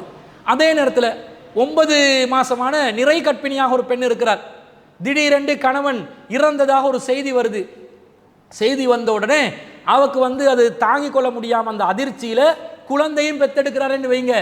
இந்த நேரத்தில் கணவன் மரணித்த ஒரு நொடியிலேயே கரு வெளியே வந்துருச்சுன்னு சொன்னா, குழந்தையா பிரசவம் ஆகிருச்சுன்னு சொன்னா, இதா என்ற காலக்கெடு முடிஞ்சிடும். அவங்க இதா ஒரு நாள் கூட இருக்க வேண்டிய நிலைமை வராது. அப்ப இந்த மாதிரி கர்ப்பிணி பெண்களுக்கு பிரசவத்தை எல்லாம் அடிப்படையாக வச்சிருப்பதில் இருந்தும் மறுமணத்துக்காகத்தான் இதா என்றது தெளிவாக விளங்குது. இதுல இன்னொரு விஷயத்தை விளங்கணும். கணவன் இழந்த பெண்கள் தன்னுடைய அடுத்த வாழ்க்கைக்காக வேண்டி தயங்க வேண்டிய அவசியம் இல்லை. நல்லொரு பொருத்தமான சாலிஹான தன்னுடைய மறுமை வாழ்க்கைக்கு ஏற்புடைய நல்ல மார்க்கம் தெரிந்த ஒழுக்கமான ஒருவராக இருந்தால், சிறுக்கு செய்யாத ஒருவராக இருந்தால், அந்த பெண்கள் மறுமணத்துக்கு தயாராகணும். யாராக இருந்தாலும் சரி, உலக லாவிய அளவில் முஸ்லிம் பெண்களுக்கு இது மிகப்பெரிய ஒரு உரிமையாக கொடுக்கப்படுது. ஆனால் கிறிஸ்தவ சமூகம்தான் இந்த கடமையை, இந்த நடைமுறையை நடைமுறைப்படுத்தி இருக்கிறார்கள். முஸ்லிம் பெண்கள் அப்படியே வீட்டோட கடந்துருவாங்க. இந்த மாதிரி ஒரு சூழ்நிலையை அல்லாஹ் தஆலா ஏற்படுத்தல, அவங்க மறுமணத்துக்காக போகலாம் என்பதை தான் இந்த வசனங்கள் வலியுறுத்துவதை நாங்கள் பார்க்கிறோம். அதே நேரத்தில் இந்த இதா இருக்கக்கூடிய காலத்தில் அவங்க அதிகபட்சமாக என்ன செய்யக்கூடாது என்று சொன்னால், திருமண பேச்சுவார்த்தைகளில் ஈடுபடக்கூடாது. அதாவது இதா இருக்கிற ஒரு பெண் தன்னுடைய அடுத்த கல்யாணத்துக்காக மறுமணத்துக்காக நிச்சயம் செய்து கொள்வதை தானாக செய்து கொள்ளலாம். ஏன்னா அவங்க ஏற்கனவே கணவனை இழந்துட்டாங்க, அதாவது கண்ணி அல்லாத நிலையில் இருக்கிறாங்க. கணவனோடு வாழ்க்கையை நடத்திட்டாங்களா இல்லையா? அப்ப கண்ணி கழிஞ்ச பெண்கள். இதே நேரத்தில் கன்னி பெண்களாக இருந்தால்தான் வழி பொறுப்பாளர்களாக அவர்களுக்கு தேவைப்படுவார்கள். கண்ணி கழிந்த பெண்களாக இருந்தால் வழியுடைய பொறுப்பாளர்கள் இல்லாமலே தானாக முன்வந்து திருமணம் முடிக்கலாம். அப்படி தானாக திருமணம் முடிக்கக்கூடிய நிலையில் இத்தாவில் இருக்கக்கூடிய பெண்கள் இருப்பதனால அந்த இதா காலகட்டத்துக்குள்ள என்ன செய்யக்கூடாது? அவங்களுக்கான அந்த கணவனை தெரிவு செய்கின்ற பேச்சுவார்த்தையை அவங்க செய்யவே கூடாது. அதை அல்லாஹ் தஆலா சொல்கிறான், வலா ஜுனாஹ அலைக்கும் ஃபீமா அர்லல்தும் பிஹி மின் ஹித்பத்தின் நிசாயி. இந்த காத்திருக்கிற காலகட்டத்தில் அவ் அக்னன்தும் ஃபீ அன்ஃபுசிக்கும், நீங்க சாடை மடையாக திருமணம் பேசுவதையோ, அலிமல்லாஹு அன்னக்கும் சத்ததுகுருனஹுன்ன, நீங்கள் அவர்களை மனசால நினைக்கிறது அல்லாஹ்க்கு தெரியும். ஆனால் நீங்க அவங்கள என்ன செய்யக்கூடாது? மனம் செய்யறதுக்கு நீங்க நினைக்க கூடாது. நீங்க அந்த திருமண வாழ்க்கையை பேச்சுவார்த்தையை ஹித்பத்தின் நிசாவை அந்த ஒப்பந்தத்தை நீங்க செய்யக்கூடாது. வலாக்கின்ன லா துவாஇதுஹுன்ன சிர்ரன், நீங்க அவங்களுக்கு மறைமுகமாக எந்த ஒரு வாக்குறுதியை உறுதியாக அளித்து விடாதீர்கள். இன்னா அன் தகூலு கௌலன் மஅரூஃபா, ஆனால் பொதுவாக மென்மையான நல்ல சொற்கள் மூலமாக நீங்க அவங்களை விரும்புறதை வெளிப்படுத்தலாம். ஆனால் நேரடி சொற்களின் மூலமாக அவர்களுக்கு நீங்கள் வாக்குறுதி அளித்து விடாதீர்கள். வலா தாசிமு உக்குதத்தன் நிக்காஹி அத்தா யபுலுகல் கிதாப் அஜலுஹு, அந்த பெண்கள் காத்திருக்கும் காலக்கெடுவை அடையும் வரைக்கும் அவர்களோடு நேரடி திருமண பேச்சுவார்த்தைகளை நீங்கள் நடத்த வேண்டாம் என்று அல்லாஹ் தஆலா சொல்கிறான். ஆனால் வஅலமு அன்னல்லாஹ யஅலமு மா ஃபீ அன்ஃபுசிக்கும், உங்களோட மனசுக்குள்ள உள்ளது அல்லாஹ்வுக்கு தெரியும். ஃபஅதரு, நீங்கள் கவனமா நடந்துக்கோங்க. வஅலமு அன்னல்லாஹ கஃபூருர் ரஹீம், அல்லாஹ் மன்னிப்பவன் சகிப்புத்தன்மை உள்ளவன் என்பதை நீங்கள் அறிந்து கொள்ளுங்கள் என்று அல்லாஹ் தஆலா சொல்வதை பார்க்கிறோம். அப்ப இத்தா இருக்கிற காலகட்டத்தில் தானாக தன்னுடைய மறுமணத்தை செய்ய விரும்பும் பெண் என்ன செய்யக்கூடாது? அவர்களாக நேரடி திருமண பேச்சுவார்த்தைகள், ஒரு ஆண் தன்னை திருமணம் முடிப்பதற்கு விரும்புவதாக தெரிந்தால் நாங்கள் இன்ஷா அல்லாஹ் அடுத்த மாதம் இதா முடிஞ்சு இத்தனாம் தேதி கல்யாணத்தை வச்சுக்கொள்வோம் என்றெல்லாம் பேச இயலாது. அது மார்க்கத்தில் தடுக்கப்பட்டுள்ளது. அவர்களுடைய விஷயத்தில் அவங்களோட பிள்ளைகளோ அல்லது அவங்களோட குடும்பத்தில் யாருடையோ திருமண பேச்சுவார்த்தையில் அவங்க கலந்து கொள்வது, திருமண நிகழ்வுகளில் கலந்து கொள்றதா இருந்தாலும் மார்க்கம் அதுக்கு தடை விதிக்கவில்லை, அதை தடை செய்யவில்லை என்பதை பார்க்கிறோம். இது முதல் சருத்தை அவங்க கடைப்பிடிக்க வேண்டியது. ரெண்டாவது சருத்து என்ன சொன்னால், இந்த காலகட்டத்துக்குள்ள அவங்க என்ன செய்யக்கூடாது? அவர்களுடைய அலங்காரங்களை ஜீனத்துகளை வெளிப்படுத்தக்கூடாது என்று ரசூல் ஸல்லல்லாஹு அலைஹி வஸல்லம் தடுத்திருக்கிறத நாங்கள் பார்க்குறோம். இந்த செய்தி சஹீஹுல் புகாரில 313வது செய்தியாக பதிவு செய்யப்படுகிறது. உம்மு அத்தியா ரலியல்லாஹு அன்ஹா சொல்றாங்க, காலத் குன்னா நுன்ஹா அன் நுஹித் அலா மையத்தின் ஃபௌக சலாசின், நாங்கள் 3 நாட்களுக்கு மேலே அலங்காரங்கள் நறுமணம் போன்ற அந்த பொருட்களை பயன்படுத்துவதை விட்டு தடுக்கப்பட்டிருந்தோம். துக்கம் கடைபிடிக்க கூடாது என நாங்கள் தடுக்கப்பட்டிருந்தோம், தடை செய்யப்பட்டிருந்தோம். 3 நாட்கள் தான் துக்கம் கடைபிடிக்கலாம். அந்த 3 நாள் என்ற இத்தா எதுக்கு? எந்த துன்பம் நடந்தாலும் சமூகத்தில், ஒரு உறவுக்காரர் விஷயத்தில், ஒரு குடும்ப விஷயத்தில், தன்னுடைய வாழ்க்கையில் நடந்த ஒரு இழப்புக்கு, நஷ்டத்துக்கு, வியாபாரத்தில் ஏற்பட்ட இழப்புகள் எதுவாக இருந்தாலும் 3 நாளை தாண்டக்கூடாது, துக்கத்தை நீங்கள் கடைபிடிக்க கூடாது. அந்த பீரியட்டுக்குள்ள 3 நாள் தான் மேக்சிமம் கவலையை வெளிப்படுத்தணும், அதுக்கப்புறம் சாதாரண நிலைக்கு வந்துடணும். இப்படி இருந்துச்சு. ஆனால் இல்லா அலா ஜவுஜின் அர்பாத் அஸ்ஹுரின் வ அஸ்ரா, கணவன் மௌத்தா போனால் மட்டும் 4 மாதம் 10 நாள் நாங்கள் துக்கம் கடைபிடிக்க வேண்டும். நாங்கள் ஒரு விதமான ரொம்ப ஓவரான சந்தோஷத்தில் இல்லாமல் ஒரு அளவாக நாங்கள் இருக்கணும் என்று நாங்கள் கட்டளையிடப்பட்டோம். நாங்கள் அலங்காரத்தை வெளிப்படுத்துவதற்கு தடை செய்யப்பட்டிருந்தோம். வலா நக்தஹில, அந்த அலங்காரங்கள் என்றால் என்ன? நாங்கள் என்ன செய்யக்கூடாது? கண்களுக்கு சுருமாயிட்டு கொள்ளக்கூடாது. வலா நத்த தையப, நாங்கள் நறுமணங்களை பூசிக்கொள்ளக்கூடாது. வலா நல்பச சௌபன் மஸ்பூகன், நாங்கள் முத்தமாக வர்ணனை பூசப்பட்ட சாயம் போடப்பட்ட ஆடைகளை அணியக்கூடாது. இல்லா சௌப அஸ்பின் அஸ்பின், அசுப் என்ற அந்த ஆடையை தவிர என்று உம்மு அத்தியா ரலியல்லாஹு அன்ஹா சொல்றாங்க. அப்போ சுருமா இடுவது தடுக்கப்படுது, நறுமணம் பூசுவது தடுக்கப்படுது. அதே நேரத்தில் வண்ண ஆடைகளை அவங்க அணியலாம். அந்த வண்ண ஆடைகள் என்றால் எப்படி இருக்கணும்? மொத்தமாக வண்ணம் நிறைந்த ஆடைகளாக இருந்தால் இல்லாமல் அசுபென்ற நிலையில் உள்ள ஆடை. அசுபென்ற நிலையில் உள்ள ஆடை என்றால் நூல்களை எல்லாத்தையும் கோர்த்து எடுத்து அப்படி என்ன செய்வாங்க? சாயத்துக்குள்ளே அப்படி இறக்கி எடுத்துருவாங்க. எடுத்தோடனே அந்த சாயம் படுற இடமெல்லாம் வண்ண நிறமாக மாறிவிடும்.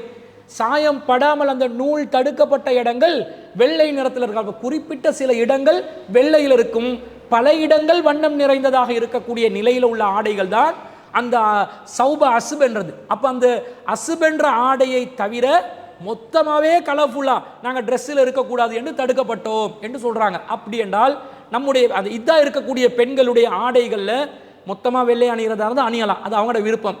கலர் அணிகிறதுல இருந்தால் அணியலாம். ஆனால் அவங்களோட ஆடைக்குள்ளே அங்கங்கே என்ன செய்யணும்? கொஞ்சம் கொஞ்சம் வெள்ளை தென்படக்கூடிய விதத்தில், அல்லது ஏதோ ஒரு ஸ்காப்பில் ஹிஜாபில் அவங்களோட முக்காட்டில் வெள்ளை இருக்கலாம், அல்லது அவங்களோட கல்சானில் வெள்ளை இருக்கலாம், பாய் கல்சான் என்று சொல்லுவாங்களே அதில் வெள்ளை இருக்கலாம், அல்லது அவங்க அணியக்கூடிய சுடிதாரில் ஒரு எங்கேயாவது இடத்துல வெள்ளை இருக்கிற மாதிரி இருக்கலாம். அப்போ வெள்ளையும் கலந்த நிலையில் மொத்த வண்ணங்கள் இல்லாத நிலையில் ஆடைகள் அணியலாம் என்று சொல்கிறாங்க. இப்போ நறுமணத்தை பயன்படுத்தக்கூடாது என்று சொன்னதாக வருது. இப்போ இந்த நறுமணம் விஷயத்தில் கூட பெண்களுக்கு மாதவிடாய் ஏற்படும். மாதவிடாய் ஏற்பட்டால் ஒரு விதமான துருவாடை வீசும். அப்போ அந்த துருவாடையை அகற்றுவதற்காக வேண்டி நறுமண பொருட்களை பயன்படுத்துகிற ஒரு பழக்கம் பெண்கள் கிட்ட இருக்குது. இதை இஸ்லாம் தடுத்துச்சான்னு கேட்டால் இதை தடுக்கப்படலை. வக்கது ருஹிசலனா இந்த துஹுரி இத தசலத் எஹதானா மின் மஹீலிஹா, ஒரு பெண் தஹூரான நிலைக்கு வந்த பிறகு, தூய்மையான நிலையில் அடைந்த பிறகு, இதஹ் தசலத் அவள் குளித்து விட்டால், எஹதானா நம்மில் ஒரு பெண், மின் மஹீலிஹா மாதவிடாயின் பின்னால் குளித்து விட்டால் அந்த நேரத்தில் ஃபி நுபுததி மின் குஸ்தி அவுஃபாரின், இந்த குஸ்து என்று சொல்லக்கூடிய ஒரு விதமான நறுமண வகை பொருட்களை பயன்படுத்துவது. அதிகமான நறுமணம் வெளிப்படுத்தாது, தன்னுடைய துருவாடையை தடுக்கக்கூடிய விதத்தில் உள்ள ஒரு விதமான நறுமண வகையை பயன்படுத்துவதை ரசூல் ஸல்லல்லாஹு அலைஹி வஸல்லமுக்கு இதா காலத்திலையும் அனுமதித்தார்கள் என்ற செய்தி வருது. இது பெண்களுடைய அந்த தூய்மையை கடைபிடிப்பதற்காக மார்க்கம் சொன்னதாக வருது. இந்த செய்தியை புகாரில் நாங்கள் பார்க்குறோம். உம்மு அத்தியா ரலியல்லாஹு அன்ஹா தான் இதை அறிவிக்கிறாங்க. எனவே இந்த காலத்தில் இந்த மாதிரி நகைகளை அணியாமல், சுருமா இடாமல், நறுமணங்களை பயன்படுத்தி கொள்ளாமல், மாதவிடாயின் போது அந்த துருவாடை அகற்றக்கூடிய நறுமணத்தை மட்டும் பயன்படுத்தக்கூடிய விதத்தில், அதே நேரத்தில் அவர்கள் திருமண பேச்சுவார்த்தையில் தனக்காக வேண்டி மறுமணத்துக்கான பேச்சுவார்த்தையில் ஈடுபடாமல் இருக்கிறது மட்டும்தான் இத்தால் அவங்க கடைப்பிடிக்க வேண்டிய விஷயமே தவிர, தேவை என்றால் இத்தால இருக்கிற பெண்கள் வெளியே செல்வதற்கு கூட மார்க்கத்தில் அனுமதி இருக்கிறது என்பதை நாங்கள் பார்க்கிறோம். எந்த அளவுக்கு பார்க்கிறோம் என்று சொன்னால், அல்லாஹு ரப்புல் ஆலமீன் இந்த மார்க்கத்தில் ஒரு பெண்ணோடு எந்த அளவுக்கு மார்க்கம் நடக்க சொல்லுது. பெண்கள் வெளியே செல்வதாக இருந்தால் தேவைக்கு நிமித்தம், தேவைக்காக வேண்டி பெண்கள் வெளியே செல்லலாம் என்பதை இஸ்லாம் சொல்கிறது. எந்த நேரமும் பெண்கள் வெளியே போக முடியாது. ஆனால் தனக்காக வேண்டி ஒரு தேவை ஏற்பட்டு, தனக்கு ஒரு பொருளை வாங்கணும், தான் தன்னுடைய அடிப்படை தேவைகளுக்கு வெளியே செல்ல வேண்டிய நிலை ஏற்படுது, தொழில் செய்ய வேண்டிய நிலை ஏற்படுது. இது போன்ற ஒரு நிலையாக இருந்தால் ஒரு பெண்ணுக்கு வெளியே செல்வதற்கு மார்க்கம் அனுமதி கொடுக்கிறதா இல்லையா? கொடுக்கிறது.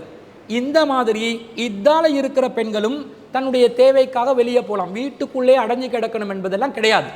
வீட்டுக்குள்ளே இருக்கணும், அந்நிய ஆண்களே பார்க்கக்கூடாது, அந்நிய ஆண்களோட பேசவே கூடாது என்ற மாதிரி ஒரு சூழ்நிலையை சமூகத்தில் ஏற்படுத்தி இருக்கிறாங்க. எந்த அளவுக்கு சென்றா என்று சொன்னால், ஒரு கர்ப்பிணி பெண்ணை கூட இதில் இருக்கிற பெண் பார்க்கக்கூடாது என்ற கருவில் ஒரு ஆண் குழந்தை இருந்தால் அது கூட ஹராமாகிவிடும் என்ற அளவுக்கெல்லாம் சொல்லி கொடுக்குறாங்க. இது மார்க்கத்தில் இல்லவே இல்லாத ஒரு சட்டம். பெண்கள் தன்னுடைய தேவைக்காக கணவனை இழந்த நேரத்தில் அல்லது விவாகரத்து செய்யப்பட்ட நேரத்தில் பெண்கள் இத்தாவின் நேரத்தில் வெளியே செல்லலாம் என்பதற்கு ஏராளமான சான்றுகள் கிடைக்குது. அதில் முதலாவது சான்று சஹீ முஸ்லிமில் 1527வது செய்தியாக உம்மு சலமா ரலியல்லாஹு அன்ஹா அவர்கள் அறிவிக்கிறார்கள். ஃபலம்மா மாத்த அபூ சலமா, எனது கணவர் அபூ சலமா அவர்கள் மரணித்த நேரத்தில் அத்தைத்துன் நபிய ஸல்லல்லாஹு அலைஹி வஸல்லம், நான் ரசூல் ஸல்லல்லாஹு அலைஹி வஸல்லம் அவர்களை சந்திப்பதற்காக வந்தேன். ஃபகுல்து யா ரசூல் அல்லாஹ், நான் சொன்னேன் அல்லாஹ்வின் தூதரே, இன்ன அபா சலமத்த கது மாத்த, எனது கணவர் அபூ சலமா மௌத்தாகிட்டாரு என்று சொன்னேன். அப்போ ரசூலா கால கூலி, எனக்கு ரசூலா சொன்னாங்க, அல்லாஹ் மஃபிர்லி வலஹு வாக்கிபினி மின்ஹு ஹுக்பா ஹசனா என்ற ஒரு துஆவை நபி ஸல்லல்லாஹு அலைஹி வஸல்லம் அவங்க எனக்கு கற்றுக் கொடுத்தாங்க என்ற செய்தியை உம்மு சலமா ரலியல்லாஹு அன்ஹா சொல்றாங்க. இந்த உம்மு சலமா ரலியல்லாஹு அன்ஹா தான் இன்னா லில்லாஹி வ இன்னா இலைஹி ராஜிஊன் அல்லாஹும்ம அஜுர்னி ஃபீ முஸீபத்தி ஹைரன் மின்னா என்ற அந்த துஆவை ரசூலா கற்றுத் தந்தாங்கன்னு சொல்றாங்க. அதாவது நாங்களே இறைவனுக்குரியவன், நாங்கள் அல்லாஹ்வை நோக்கி தான் திரும்பி செல்கிறோம், அல்லாஹ் இந்த முசீபத்துக்கு எனக்கு கூலியை வழங்கட்டும், எனக்கு இதை விட சிறந்த ஒரு பகரமான ஒரு நிலையை ஏற்படுத்தட்டும் என்ற துஆவை சொல்லி கொடுத்ததா வருது. இந்த உம்மு சலமா ரலியல்லாஹு அன்ஹா தன்னுடைய கணவன் அபூ சலமா அவர்கள் மரணித்ததை ரசூலாவை வெளியில வந்து சந்திச்சு தானே சொல்றாங்க. அபூ சலமா அவர்கள் மரணித்த செய்தியை அவங்க தானே ரசூலாவுக்கு வந்து சொல்றாங்க. அப்ப கணவன் மௌத்தா போன உடனே வீட்டை விட்டு வெளியவே வரக்கூடாது, பெண்கள் வீட்டுக்குள்ளே கிடக்கணும் என்பது சட்டமாக இருந்தா உம்மு சலமா ரலியல்லாஹு அன்ஹா வெளியே வந்ததை நபி ஸல்லல்லாஹு அலைஹி வஸல்லம் அவர்கள் அங்கீகரித்து இருப்பார்களா? மாப்பிள்ளை மௌத்தா போனா நீ ஒரு தூது செய்தியை சொல்லியிருக்கலாமா இல்லையா? யாருக்கிட்ட சரி தகவலை சொல்லி அனுப்பியிருக்கலாமா இல்லையா? நீ எப்படி இத்தா நேரத்தில் வெளியே வரலாம் என்று ரசூலா கண்டித்து இருப்பார்களா இல்லையா? அப்படி கண்டிக்கவில்லை. இதற்கு மாற்றமாக ரசூலா துஆவை சொல்லி கொடுக்குறாங்க. இந்த மாதிரி துஆ சொல்லுங்க, இன்னா லில்லாஹி வ இன்னா இலைஹி ராஜிஊன் சொல்லுங்க, அல்லாஹும்ம அஜுர்னி ஃபீ முஸீபத்தி சொல்லுங்க. இந்த மாதிரி அபூ சலமாவை அல்லாஹ் மஃபிர்லி வலஹு வ ஆக்கிபினி என்ற அந்த துஆவை சொல்லுங்க என்று ரசூலா துஆவை சொல்லி கொடுக்குறாங்கண்டா, இத்தல இருக்கிற பெண்கள் தேவைக்கு அல்லாஹ்வின் தூதரை சந்திக்கிறதுக்கு வெளியே வராங்க, அதுக்கு மார்க்கத்தில் அனுமதி உண்டு என்று தானே அர்த்தம். இதை பார்க்கிறோம். அது மாத்திரம் அல்லாமல் நபிகள் நாயகம் ஸல்லல்லாஹு அலைஹி வஸல்லம் அவருடைய காலத்தில் ஒரு பெண்மணி விவாகரத்து செய்யப்படுறாங்க. யார் இந்த செய்தியை சொல்கிறாங்கன்னா, ஜாபிர் இப்னு அப்துல்லாஹ் ரலியல்லாஹு அன்ஹு சொல்கிறாங்க, துல்லிகத் ஹாலதி, என் தாயின் சகோதரி சாட்சி விவாகரத்து செய்யப்பட்டார்கள். ஃபஅராதத் அன் தஜுத்த நஹ்லஹா ஃபஸஜரஹா ரஜுலுன் அன் தஹ்ருஜ, அவங்க அந்த இத்தா காலத்தில் பேரிச்சம் மரத்தின் கனிகளை பறிப்பதற்கு விரும்பினார்கள். ஆனால் அந்த தருணத்திலே அவர்கள் வெளியே செல்லக்கூடாது என்று ஒருவர் தடுக்கிறார்கள். அந்த நேரத்தில் அவங்க ரசூலா கிட்ட வராங்க. ஃபஅத்தத்தின் நபிய ஸல்லல்லாஹு அலைஹி வஸல்லம், ரசூல் ஸல்லல்லாஹு அலைஹி வஸல்லம் அவர்களிடம் அவர்கள் வருகிறார்கள். ஃபகால, ரசூல்லாவிடம் சொல்கிறார்கள், இப்படி இப்படி இப்படி எனக்கு தேவை இருக்குது, இந்த மனிதர் என்ன வெளியே போகிறதுக்கு தடுக்கிறார், நான் தலாக் செய்யப்பட்ட நிலையில் இத்தால இருக்கிறதுனால வீட்டுக்குள்ளே கிடக்கணும் என்றார், இது சரியான்னு கேட்ட நேரத்தில் ரசூலா சொல்கிறாங்க, பலா, ஆமாம், நீங்கள் என்ன செய்யலாம், ஃபஜுத்தி நஹ்லகி, நீங்கள் தாராளமாக வெளியே போகலாம். நீங்கள் வெளியே போய் நீங்கள் உங்களுக்கு தேவையான பேரித்த பழங்களை நீங்கள் பறித்து கொள்ளலாம். ஃபஇன்னகி அஸா அன் தஸத்தகி அவு தஃஅலி மஅரூஃபா, நீங்கள் இதன் மூலம் சதகா செய்வதற்குரிய ஒரு பணத்தை சம்பாதிக்கலாம், அல்லது ஏதாவது ஒரு நல்ல காரியத்தை செய்யலாம். தாராளமாக நீங்கள் உங்களுடைய வேலைக்காக வேண்டி பேரித்தம் பழங்களை பறிப்பதற்காக வேண்டி வெளியே செல்லலாம் என்ற செய்தியை ஜாபிர் இப்னு அப்துல்லா ரலியல்லாஹு அன்ஹு அவர்கள் அறிவிக்கிறார்கள். சஹீஹ் முஸ்லிமில் 2972 செய்தியாக வருது. அப்போ இத்தால இருக்கிற பெண்கள் தேவைக்கு வெளியே போகலாமா இல்லையா? விவாகரத்து செய்யப்பட்ட பெண்ணாக இருந்தாலும் சரி, கணவனை இழந்த பெண்ணாக இருந்தாலும் சரி, அவங்க தேவைக்கு வெளியே போகலாம். தேவைக்கு வெளியே போகிறதா இருந்தால் தனக்கு தேவைன்னு சொல்லி சாதாரண நேரத்தில் கூட தேவைக்கு பெண்கள் வெளியே போகலாம். ஊர் சுற்றி வாரது, அனாச்சாரங்களில் பங்கு பெறுறது, மார்க்க விரோதமான காரியங்களில் ஈடுபடுற இது போன்ற காரியங்களை சாதாரண நேரத்திலையும் செய்ய முடியாது, இத்தா நேரத்திலையும் செய்ய முடியாது. சாதாரண நேரத்திலையும் தேவைக்கு வெளியே வரலாம், இத்தா நேரத்திலையும் தேவைக்கு வெளியே வரலாம்.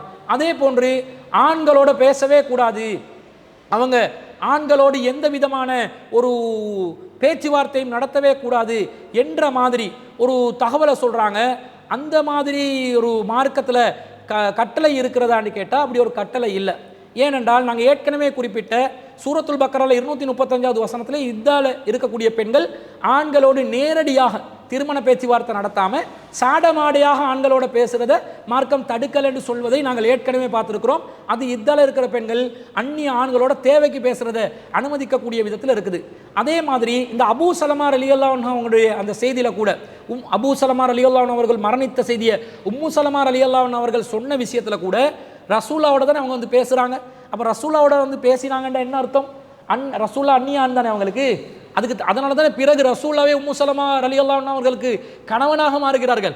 அப்போ அந்நிய ஆணாக இருந்து அல்லாஹ்வின் தூதர் ஸல்லல்லாஹு அலைஹி வஸல்லம் அவர்களோடு உம்மு சலமா ரலியல்லாஹு அன்ஹா அவர்கள் இதா நேரத்தில் வீட்டிலிருந்து வெளியே வந்து பேசினாங்கன்றதை பார்க்குறோம். இது சஹீஹ் முஸ்லிமில் 1527 ஏற்கனவே நாங்கள் பார்த்த செய்தி. அதே போன்று ஒருவர் மரணித்த நேரத்தில் கவலையை வெளிப்படுத்துறதுக்காக 3 நாள் இதா இருக்கலாம் தானே, துக்கம் அனுஷ்டிக்கலாம் தானே. இந்த மாதிரி நிலையில் ஒரு பெண் அலங்காரத்தை வெளிப்படுத்தாமல் இருக்கிற நேரத்தில், அதாவது ஜாஃபர் ரலியல்லாஹு அன்ஹு அவர்கள் ஷஹீதாக்கப்பட்ட நேரத்தில் 3ஆம் நாளில் ரசூல் ஸல்லல்லாஹு அலைஹி வஸல்லம் அவங்களோட வீட்டுக்கு போகிறாங்க. தஹல அலைய ரசூலுல்லாஹி ஸல்லல்லாஹு அலைஹி வஸல்லம் யௌம சாலிஸ, ரசூலா 3வது நாள் எங்களோட வீட்டுக்கு வந்தாங்க. மின் கத்லி ஜாஃபர் ரலியல்லாஹு அன்ஹு அவர்கள் மரணித்த பிறகு ஃபகால, ரசூலா எனக்கு சொன்னாங்க, லா தஹித்தி பாத யௌமிக ஹாதா, இன்னைக்கு பிறகு நீங்கள் இந்த துக்கம் அனுஷ்டிக்கிற மாதிரி இருக்க வேண்டிய அவசியம் இல்லை, சாதாரண நிலையில் நீங்கள் இருக்கலாம் என்று சொல்வதற்கு என்னிடம் அல்லாஹ்வின் தூதர் ஸல்லல்லாஹு அலைஹி வஸல்லம் அவர்கள் வந்தார்கள் என்ற செய்தியை அஹ்மதுல 25836வது செய்தியாக பார்க்குறோம். இந்த செய்தியை அஸ்மா பின்த் உமைஸ் ரலியல்லாஹு அன்ஹா அவர்கள் தான் அறிவிக்கிறாங்க. ரசூல்லா என்னிடம் 3 நாட்களுக்கு பிறகு அதுக்கு மேலே துக்கம் அனுஷ்டிக்க தேவையில்லைன்னு சொல்கிறதுக்காகவே என்ன நோக்கி வந்து பேசிட்டு போனாங்க. அப்போ 3 நாள் இதாக இருக்கக்கூடிய ஒரு சூழ்நிலை ஒன்று இருக்குது. அந்த நிலையாக இருந்தாலும் சரி, 3 மாதவிடாய் காலம் இதாக இருக்கிற சூழ்நிலையாக இருந்தாலும் சரி, 4 மாதம் 10 நாள் இருக்கக்கூடிய சூழ்நிலையாக இருந்தாலும் சரி, அந்நிய ஆண்களோட தேவைக்கு பேசலாம், அவங்கள சந்திக்கலாம், வீட்டை விட்டு வெளியே வரலாம், திருமண பேச்சுவார்த்தை நேரடியாக நடத்தாமல் மறைமுகமாக செய்யலாம், உழைப்பதற்காக வெளியே செல்லலாம். இதெல்லாம் சாதாரண நேரத்தில் பெண்கள் கடைப்பிடிக்க வேண்டிய அதே சிஸ்டத்தை தான் இத்தாலையும் செய்யணும் என்றதை இஸ்லாம் சொல்வதிலிருந்து பெண்கள் வந்து அவசியமில்லாத விதிமுறைகளுக்கு உட்படுத்தப்பட வேண்டிய தேவையில்லை, அது பெண்களுக்கு செய்யப்படுகின்ற ஒரு கொடுமையாகத்தான் இஸ்லாம் பார்க்கிறது. அந்த விஷயத்தை கவனத்தில் எடுக்கணும். அதே நேரத்தில் இன்னொரு முக்கியமான விஷயம், தலாக் செய்யப்பட்ட பெண்ணாக இருந்தால் அவங்க இதா இருக்கும்போது அவங்க எங்கே இதா இருக்கணும்டா, கணவனோடு வாழ்ந்தாங்களே அந்த வீட்டிலே தான் இதா இருக்கணும். வீட்டை விட்டு வெளியே தேவைக்கு வரலாம், ஆனால் அவங்களோட இருப்பிடமாக அவங்க தங்குமிடமாக எது இருக்கணும்டா, தலாக் செய்யப்பட்ட பெண்கள் இதா கடைபிடிக்கும் போது தலாக் செஞ்ச அந்த கணவனுடைய வீட்டிலே தான் இருக்கணும் என்றதை அல்லாஹ் 65வது அத்தியாயத்தில் 1வது வசனத்தில் சொல்கிறான், யா யுவன் நபியு இதா தல்லக்துமுன் நிசா நபியே நீங்கள் வந்து பெண்களை விவாகரத்து செய்கிறதா இருந்தால் ஃபத்தல்லி கூஹுன்னல் இத்தத்திஹின்ன, அவங்களோட இத்தா டைமுக்கு நீங்கள் தலாக் சொல்லுங்கள். அசுல் இத்தத்தை, இத்தாவை வந்து அவங்க கடைப்பிடிக்கட்டும். வத்தக்குல்லாஹ, அல்லாவை அஞ்சட்டும். நீங்கள் இத்தாவை ஒழுங்காக அவர்கள் இத்தாவை சரியாக கடைப்பிடிக்கட்டும், கணக்கிட்டு கொள்ளட்டும், அல்லாவை அஞ்சு கொள்ளட்டும். வத்தக்குல்லாஹ ரப்பக்கும், உங்கள் இறைவனாகி அல்லாவை அஞ்சு கொள்ளட்டும். எப்படி அஞ்ச வேண்டும் என்றால், லா துஹ்ரிஜூஹுன்ன மின் புயூத்திஹின்ன, அவர்களை பெண்களை விவாகரத்து செய்யப்பட்ட பெண்களை விரட்டிவிடக் கூடாது. வலா யஹ்ருஜ்ன இல்லா யஅதீன பிஃபாஹிஷத்தின் முபையினா, அவர்களும் வெளியேறக்கூடாது அவர்கள் தெல்ல தெளிவான மானக்கேடான காரியத்தில் ஈடுபட்டாலே தவிர. இத்தா நேரத்திலையும் வேறொருத்தனோட தொடர்பாகி விபச்சாரத்தில் ஈடுபட்டு அனாச்சாரத்தில் ஈடுபட்டு கையும் களவுமாக மாட்டிக்கொண்டு அப்போ விரட்டி விடணுமே தவிர, அப்படி இல்லாமல் கணவன் விரட்டவும் கூடாது, அவர்களாக தானா விரும்பி பெண்கள் வெளியேறவும் கூடாது என்றெல்லாம் சொல்வதிலிருந்து, இத்தா இருக்கக்கூடிய கணவனை விவாகரத்து செய்யப்பட்ட பெண்கள் கணவன் வாழ்ந்த அதே வீட்டில் இருக்கணும், அவங்களோட இத்தா பீரியட் முடியும் வரைக்கும். அதற்கு பிறகு அவங்க நிரந்தர இருப்பிடமாக வேற இருப்பிடத்தை அமைச்சு கொள்ளலாம். ஆனால் இந்த பெண்கள் கூட, விவாகரத்து செய்யப்பட்ட பெண்கள் கூட தேவைக்கு வெளியே வரலாம். இருப்பிடத்தை கணவன் இடமா வச்சுக்கொள்ளணுமே தவிர தேவைக்கு வெளியே வரலாம். கணவனை இழந்த பெண்களாக இருந்தால் அவங்க இத்தா பீரியட்ல வெளியே வரலாம், அவங்கள தேவைக்கு வெளியே போகலாம். இருப்பிடமும் கணவனுடைய வீடு தான் இருக்கணும் என்ற எந்த சட்டமும் இல்லை என்பதுதான் மொத்தமாக இத்தா சம்பந்தப்பட்ட சட்டம் என்பதை நாங்கள் விளங்கிக் கொள்ள வேண்டும். கேள்வி கேட்ட சகோதரிக்கு இதை பதிலாக நாங்கள் பதிவு செய்து கொள்கிறோம். அடுத்ததாக என்ன கேட்குறாங்கண்டா, கொக்கோ பேமெண்ட் இஸ்லாத்தில் அனுமதிக்கப்பட்டதா என்று கொழும்பை சேர்ந்த சகோதரி ருஸ்னா அவர்கள் கேட்குறாங்க. அதாவது இந்த கொக்கோ என்ற பேரில் ஒரு ஆப்பு இருக்குது, மின் பே, இன்னும் பல பேர்களில் ஆப்புகள் இருக்குது. அந்த ஆப்புகளை பயன்படுத்தி நாம் செலுத்த வேண்டிய கட்டணங்களை செலுத்துவதற்காக அந்த ஆப் மூலமாக நாங்கள் அதை செலுத்தலாமா, அதை பயன்படுத்தி கொள்ளலாமா என்பதுதான் கேள்வி.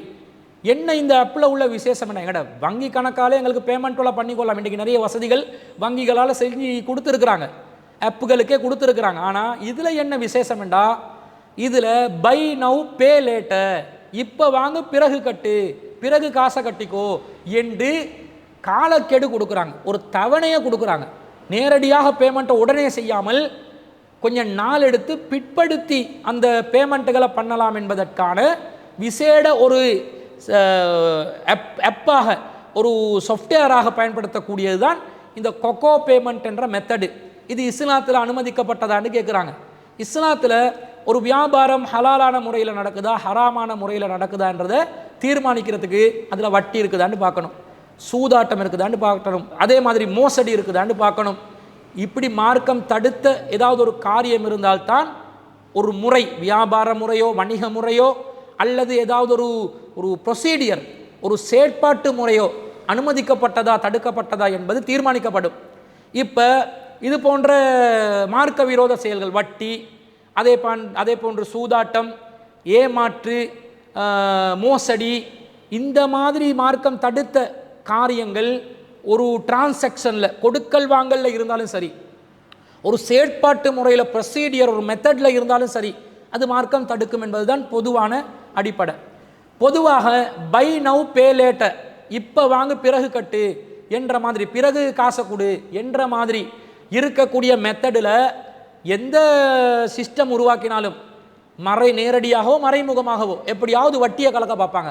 ஏன்னா லேட்டாகி கட்டுறாங்களா இல்லையா, அந்த லேட் பேமெண்ட் என்ற பேர்லையோ அல்லது தாமதமாக, கால தாமதத்துக்காக வேண்டி கூடுதலான காசை வாடிக்கையாளரிடமிருந்து பெறக்கூடிய விதத்தில் தான் எந்த ஒரு நிறுவனம் எதை உற்பத்தி செய்தாலும், எந்த சாஃப்ட்வேர் அவங்க உருவாக்கினாலும் அதன் மூலம் லாபம் அடைய பார்ப்பாங்க. அப்படிப்பட்ட ஒரு நிலை தான் பொதுவாக எல்லா பேமெண்ட் மெத்தட்களையும் இருக்கும். இந்த கொக்கோ பேமெண்ட்டில் இந்த முறை இருக்குதா என்பதை தான் நாங்கள் ஆய்வு செய்யணும். நான் ஆய்வு செய்து பார்த்த வகையில் 2 விதமான நிலையில் இது நடக்குது. ஒன்று என்ன நடக்குது, வட்டி இல்லாத தவணை, இன்ட்ரெஸ்ட் ஃப்ரீ என்ற முறையில் வாடிக்கையாளர் பொருளை வாங்கி அவர் எவ்வளோ ரூபாய்க்கு வாங்குறாரோ அது சரிசமமான தவணைகளால் பிரித்து அந்த ரூபாவையே பெறக்கூடிய விதத்தில் சில பொருட்களை கொள்வனவு செய்வதற்கு இந்த கொக்கோ பேமெண்ட் அப்ளிகேஷன் அனுமதி அளிக்குது. அதே நேரத்தில் சில பேருக்கு என்ன செய்கிறாங்கன்னா, சில நிறுவனங்கள், சில விற்பனையாளர்கள், சில சப்ளையர்ஸ் அவங்களோட பொருட்களை வாங்குறதா இருந்தால் 10 அல்லது 12% அளவுக்கு அவங்களோட தாமதமாக அந்த பொருட்களை வாங்குவதற்காக வட்டி அறவிடக்கூடிய ஒரு நிலை காணப்படுவதாகவும் இருக்கிறது சில பேமெண்ட்டுகளுக்காக. அதாவது கொக்கோ பேமெண்ட் என்ற எப்போ பொறுத்தளவு அது பொதுவான ஒரு ஊடகம். அந்த ஊடகத்தில் பல விற்பனையாளர்கள் பதிவு செய்திருப்பார்கள். பல கஸ்டமர்ஸ் அதில் பயஸ் அதிலிருந்து பொருட்களை கொள்வனவு செய்வதற்கு அந்த அப்ளிகேஷனை பயன்படுத்துவாங்க. சில நிறுவனங்கள், சில சப்ளையர்ஸ், சில செலர்ஸ், விற்பனையாளர்கள் என்ன செய்வாங்க, நீங்கள் தவணையில் கட்டுங்க ஆனால் வட்டி வேணுமென்றுவாங்க. நேரடி பேமெண்ட் நடந்தால் ஒன் டைம் பேமெண்ட்டாக இருந்தால் வட்டி எதுவும் இல்லை, உள்ள பொருளுடைய விலையே கட்டி எடுங்க. லேட் பேமெண்ட்டாக இருந்தால் அல்லது தவணை முறையில் இன்ஸ்டால்மெண்ட்டாக இருந்தால் நீங்கள் வட்டியையும் கட்டணுமென்றே அவங்க அறிவிச்சிருப்பாங்க அதே அப்ளிகேஷனில். சில பேர், சில சப்ளையர்ஸ், சில விற்பனையாளர்கள் அவங்க என்ன பண்ணுவாங்க, நீங்கள் எது ஒன் டைம் பேமெண்ட்டில் கட்டுறதா இருந்தால் எவ்வளோ கட்டணுமோ அதே தான் தவணைக்கும் வச்சுருக்கிறோம் அப்படின்னு சொல்லியிருப்பாங்க. அப்போ நீங்கள் என்ன பண்ணணும், இந்த பேமெண்ட்டு அப்ளிகேஷனை பயன்படுத்தி கொண்டு எந்த பொருளை நீங்கள் கொள்வனவு செய்கிறீர்களோ அந்த நிறுவனம் கொக்கோ பேமெண்ட் மெத்தட் என்ற அந்த அப்ளிகேஷனில் எப்படி ரெஜிஸ்டர் பண்ணியிருக்கிறாங்க, இன்ஸ்டால்மெண்ட் பேமெண்ட்டில் வட்டியை உள்ளடக்கி இருக்கிறாங்களா இல்லையா, இன்ட்ரெஸ்ட் ஃப்ரீயான நிலையில் இன்ஸ்டால்மெண்ட் வருதா, இன்ட்ரெஸ்ட் உள்ள வட்டி உள்ள நிலையில் தவணைகள் வருதா என்பதை கவனித்து தான் கொக்கோ பேமெண்ட்டில் எதை வாங்கலாம் எதை வாங்கக்கூடாது என்பதை ஒவ்வொருவரும் முடிவு செய்து கொள்ள வேண்டும். அதற்கு என்ன அடிப்படையான முறை என்றால், அந்தந்த நிறுவனங்கள் கொக்கோ பேமெண்ட் அப்ளிகேஷனில் எந்த முறையில் பதிவு செய்திருக்கிறார்கள் என்ற அந்த எக்ரிமெண்ட்டை பார்க்கணும். அந்த எக்ரிமெண்ட்டை பார்த்து தான் நீங்கள் எந்த சப்ளையர்ஸை, எந்த விற்பனையாளரை, செலரை நீங்கள் தொடர்பு கொள்கிறீங்க, அவங்க வட்டி அறவிடுறாங்களா இல்லையான்றதை வச்சு தான் நீங்கள் அந்த நிறுவனத்தில் பொருளை வாங்கலாமா இல்லையான்றதை முடிவு செய்யணுமே தவிர பொதுவாக இதை அறிவித்து விட முடியாது. சில பேர் என்ன பண்ணுவாங்கடா, கொக்கோ பேமெண்ட் அப்ளிகேஷனில் போட்டு எங்களுக்கு கமிஷன் வேணும், நாங்கள் உங்களுக்கு தவணை முறையில் இந்த மாதிரி சலுகை செஞ்சு தரதுனால எங்களுக்கு ஒரு கமிஷனாக ஒரு கணக்கை வெட்டுங்க என்று சொன்னால் அந்த அவர்களுடைய அந்த கமிஷன் என்ற பேரில் வட்டி அறவிடுறதுக்காக வருவாங்க. இந்த மாதிரி செய்தாலும் லேட் பேமெண்ட் பெனல்ட்டி, நீங்கள் தவணையில் ரொம்ப லேட் பண்ணுறீங்க, தவணையும் பிந்தி வர்றீங்க, தவணைக்குள்ளே கட்டினா தான் உங்களுக்கு உரிய அந்த அந்த பொருளுடைய விலையை தருவோம், தவணை உங்களுக்கு பிந்திச்சண்டா அப்போ நீங்கள் பொருளுக்கு கூடுதலான விலை கொடுக்கணும் என்று வந்தால் அப்போ நாங்கள் பயன்படுத்துறதை பொறுத்து தவணையை தாண்டிட்டோம் என்றா வட்டி கட்ட வேண்டிய ஒரு நிலைமை வரும். வட்டி கட்டினால் வட்டி கட்டிய பாவமும், வட்டி கட்டாவிட்டால் தவணை பிந்தினால் வட்டி கட்டுவேன் என்று வாயால் சொன்ன ஒப்பந்தத்தை ஒப்புக்கொண்ட பாவமும் நடைபெறும் என்ற அந்த விபரீதமும் இருக்கிறது. இதை எல்லாத்தையும் கவனத்தில் கொண்டுதான் கொக்கோ பேமெண்ட்டோ மின்பேயோ எந்த பேரில் ஒரு அப்ளிகேஷன் மூலமாக தவணை முறையில் காசு கட்டக்கூடிய ஒரு சூழ்நிலை ஏற்பட்டால் நாங்கள் யாருக்கு காசு எந்த முறையில் கட்டுறோம் என்றதை வச்சு அந்த அப்ளிகேஷன் மூலமாக அந்த குறித்த நிறுவனத்தோடு கொடுக்கல் வாங்கல் செய்யலாமா இல்லையா என்பதை முடிவு செய்ய வேண்டும் என்பதுதான் அந்த கொக்கோ பேமெண்ட் அப்ளிகேஷன் சம்பந்தமாக கேள்வி கேட்டவருக்கு பதிலாக நாங்கள் பதிவு செய்கிறோம். அதை வச்சு தான் அவங்க அதை முடிவு செய்யணுமே தவிர பொதுவாக இது ஹராம் என்று சொல்லிவிட முடியாது. ஹராமான நிலையும் இருக்கிறது, ஹலாலான நிலையும் இருக்குது. ரெண்டும் கலப்படமான நிலையில் இருக்கும்போது எதில் ஹலால் இருக்குதோ அதில் மட்டும் நாங்கள் தொடர்பு படணும், ஹராத்தை விட்டு நாங்கள் விலகணும் என்பதுதான் மார்க்க நிலைப்பாடாக இருக்கிறது. அதுதான் அந்த கேள்வி கேட்ட சகோதரிக்கு பதிலாக நாங்கள் பதிவு செய்து கொள்கிறோம். அடுத்ததாக என்ன கேட்குறாங்கடா, காஃபிர்களின் மரண நிகழ்ச்சிகளிலும் மையவாடிகளிலும் கபிரிஸ்தானங்களில் கலந்து கொள்ளக்கூடாது, அவர்கள் மையத்தை கண்டால் வேகமாக கடந்து செல்ல வேண்டும் என்று கூறப்படுவது மார்க்க ஆதாரத்துடன் உறுதிப்படுத்தப்பட்டதா? மேலும் தாய் தந்தை முஸ்லிம் அல்லாதவர்களாக இருந்தால், பிள்ளைகள் முஸ்லிம்களாக இருந்தால் அவர்களின் மரணத்தில் கலந்து கொள்வது குறித்த இஸ்லாம் என்ன கூறுகிறது என்று கேட்கிறாங்க. அதாவது தாய் தந்தை காஃபிர்களாக இருந்தால் காஃபிர்களுடைய ஜனாசால கலந்து கொள்ளலாமா, அந்த ஜனாசாக்களை பின்தொடர்ந்து செல்லலாமா, இறுதி அனுஷ்டானங்களில் பங்கு பெறலாமா என்றது ஒரு கேள்வி. அதில் உட்பிரிவாக இன்னொரு கேள்வி, ஒருத்தர் முஸ்லீமாக இருக்கிறார், அவருடைய பெற்றோர்கள் காஃபிராக இருக்கிறாங்க, பெற்றோரே மௌத்தா போயிட்டாங்க, இந்த நேரத்தில் பெற்றோர்களுடைய ஜனாசால கூட கலந்து கொள்ள முடியாதா?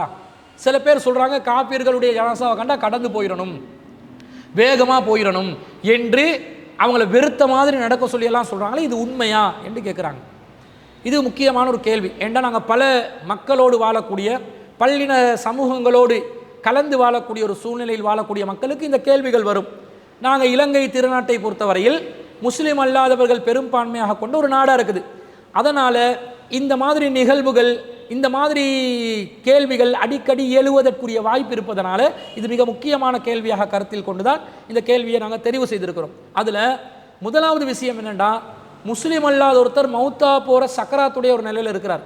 மௌத்தா சக்கராத்தை அடைவதற்கு முன்பதாக நல்லது கெட்டது விளங்கக்கூடிய அந்த சக்கராத்தனை ஒன்றுமே விளங்காது, அவங்க வேறு உலகத்தோட தொடர்பாகிடுவாங்களே, அந்த மாதிரி மயக்கமான நிலை இல்லாத ஆனால் மரணத்துக்கு நெருங்கக்கூடிய ஒரு நிலையில் இருந்தால் எங்களோட கடமை என்ன, அவங்கள சந்தித்து அவங்களுக்கு இந்த லா இலாஹ இல்லல்லாஹ்வை எத்தி வைக்கணும். அந்த டைம்லையாவது அவங்களுக்கு ஹிதாயத் கிடைக்குதா அதற்கான முயற்சியில் ஈடுபடணும். இதுதான் முஸ்லிம்கள் மீது சுமத்தப்பட்ட முதலாவது கடமை. இதுக்கு என்ன ஆதாரம் என்று கேட்டால், நபிகள் நாயகம் ஸல்லல்லாஹு அலைஹி வஸல்லம் அவர்கள் தன்னுடைய பெரிய தந்தை அபூ தாலிப் அவர்களுக்கு அவங்க மரணம் நெருங்கின நேரத்தில் ரசூல்லா போயிட்டு அவங்களோட பேசுகிறாங்க. அவங்க ரசூல் ஸல்லல்லாஹு அலைஹி வஸல்லம் அவங்க சொல்கிறாங்க, என்னுடைய பெரிய தந்தையா அம்மி குல் லா இலாஹ இல்லல்லாஹ், நீங்கள் லா இலாஹ இல்லல்லாஹ் சொல்லுங்கள், கலிமத்தன் அஷ்ஹது லக பிஹா இந்தல்லாஹ், அதை நீங்கள் சொன்னீங்கன்னா நான் அல்லாஹ் கிட்ட உங்களுக்காக வேண்டி சாட்சி சொல்லுவேன் என்று சொன்ன நேரத்தில் அபூ ஜஹ்லு, அப்துல்லா இப்னு உபை, உமையா இவங்க எல்லாம் என்ன சொல்கிறாங்க, அபூ தாலிபே நீங்கள் எங்கட அப்துல் முத்தலிப்ட மார்க்கத்துக்கு மாற்றம் செய்ய போகிறீங்களான்னு சொன்னோடனே அவர் கடைசி வர காட்டில் நான் ஜாஹிலியத்திலே மரணிக்கிறேன்னு மௌத்தா போயிட்டார். இந்த செய்தியை நாங்கள் புகாரியில் 1360வது செய்தியாக பார்க்குறோம். இந்த செய்தியை முஸையப் இப்னு ஹசன் அவர்கள் அறிவிக்கிறார்கள். அப்போ இந்த செய்தியிலிருந்து என்ன விளங்குது, ஒருவர் மரண தருவாயில் இருந்தால், காஃபிராக இருந்தால் எங்களோட முதல் கடமை லா இலாஹ இல்லல்லாஹ் எத்தி வைக்கணும். முஸ்லீமாக இருந்தாலும் லா இலாஹ இல்லல்லாஹ் சொல்லோட மௌத்தாக்குறதுக்கு முயற்சி செய்யணும். காஃபிராக இருந்தால் அந்த கொள்கையை ஏற்றுக்கொள்ள வைக்கணும். அதுவே அவருக்கு மறுமையில் மோட்சம் அடையக்கூடிய ஒரு காரியமாக அமையும் என்பது முதலாவது நம்முடைய கடமையாக இருக்கணும். அபூ தாலிப் அவர்களுடைய விஷயத்தில் ரசூல்லா தோல்வி அடைகிறாங்க. அவர் ஜாஹிலியத்தில் மரணிக்கிறார். யார்? அபூ தாலிப் என்பவர். ஆனால் இதே மாதிரி ஒரு சம்பவத்தில் ஒரு யூத சிறுவன் மரண தருவாயை அடையும் போது ரசூல்லா போகிறாங்க. அந்த யூத சிறுவனுக்கு ரசூல்லா கலிமாவை எத்தி வைக்கிறாங்க. எத்தி வச்சோடனே அஸ்லிம், நீ இஸ்லாத்துக்கு வந்துரு என்று ரசூல் ஸல்லல்லாஹு அலைஹி வஸல்லம் சொன்ன உடனே ஃபனலர இலா அபிஹி வஅவ இந்தஹு, தன்னிடம் இருந்த தனது தந்தையை அவர் பார்த்தான். பார்த்த உடனே ஃபகால லஹு, தந்தை சொல்கிறார், அத்தே அபுல் காசிம், அபுல் காசிம் சொல்வதற்கு நீ கட்டுப்படு என்று சொன்னே. ஃபாசிலம, அந்த சிறுவன் இஸ்லாத்தை ஏற்றுக்கொண்டான். ஃபஹரஜன் நபியு ஸல்லல்லாஹு அலைஹி வஸல்லம், ரசூல்லா உடனே வெளியே வராங்க. வஅவ யகூலு, ரசூலா சொல்லி கொண்டிருந்தாங்க, அல்ஹம்துலில்லாஹ் இல்லதி அன்கதஹு மினன் நார், நரகத்திலிருந்து என்னை பாதுகாத்த அல்லாஹ்வுக்கே எல்லா புகழும் என்று ரசூல் ஸல்லல்லாஹு அலைஹி வஸல்லம் அவர்கள் சொல்லி கொண்டிருந்தார்கள் என்ற செய்தியை சஹீஹுல் புகாரியில் 1356வது செய்தியாக அனஸ் இப்னு மாலிக் ரலியல்லாஹு அன்ஹு அவர்கள் அறிவிக்கக்கூடிய செய்தியாக பார்க்குறோம். இதில் என்ன வருது, ரசூல்லா மரண தருவாயில் இருக்கிறவருக்கு இஸ்லாத்தை எத்தி வைக்கிறார், அவர் இஸ்லாத்துக்கு ஏற்றுக்கொள்கிறார், இதில் வெற்றி அடைகிறாங்க. அபூ தாலிபுடைய விஷயத்தில் தோல்வி அடைகிறாங்க. இந்த ரெண்டுலேருந்து என்ன விளங்குதுன்னா, வெற்றி தோல்வி அடையலாம், ஆனால் எத்தி வைத்தல் காபிரான நிலையில் இருப்பவருக்கு மரண தருவாயில் இருந்தாலும் போய் மார்க்கத்தை சொல்லுங்க, இதுதான் கடமை என்றது ரசூலாவுடைய வழியிலிருந்து நாங்கள் விளங்குறோம். உசுரோடு இருக்கிறவனுக்கு நாங்கள் சொல்கிறது இல்லை, மௌத்தா நெருக்கத்தில் இருக்கிறவனுக்கு சொல்கிறதுக்கு நமக்கு வாய்ப்பு இல்லாமல் இருக்குது. முதல்ல உசுரோடு இருக்கிறவனுக்கு சொல்கிறதுக்கு நாங்கள் பழகிக்கொள்ளணும். அப்போ தான் மௌத்தா போனாலும் அந்த தயக்கம் இல்லாமல், கூச்சம் இல்லாமல், வெட்கம் இல்லாமல் இஸ்லாம் இதுதான் என்றதை பகிரங்கமாக சொல்லக்கூடிய அந்த துணிவு வரும். அதை நாங்கள் பழகிக்கொள்ள வேண்டும், முதலாவது விஷயம். அதே நேரத்தில் ஒரு காஃபிர் மரணித்து விட்டார், அவரை சென்று பார்க்க வேணாம், அவருடைய ஜனாசாவை பின்தொடர வேணாம் என்று ரசூல் ஸல்லல்லாஹு அலைஹி வஸல்லம் நேரடியாக தடை செஞ்ச மாதிரி ஏதாவது செய்தி வருதான்னு கேட்டால், அப்படி நேரடியாக தடை செஞ்ச மாதிரி எந்த செய்தியையும் பார்க்க முடியவில்லை.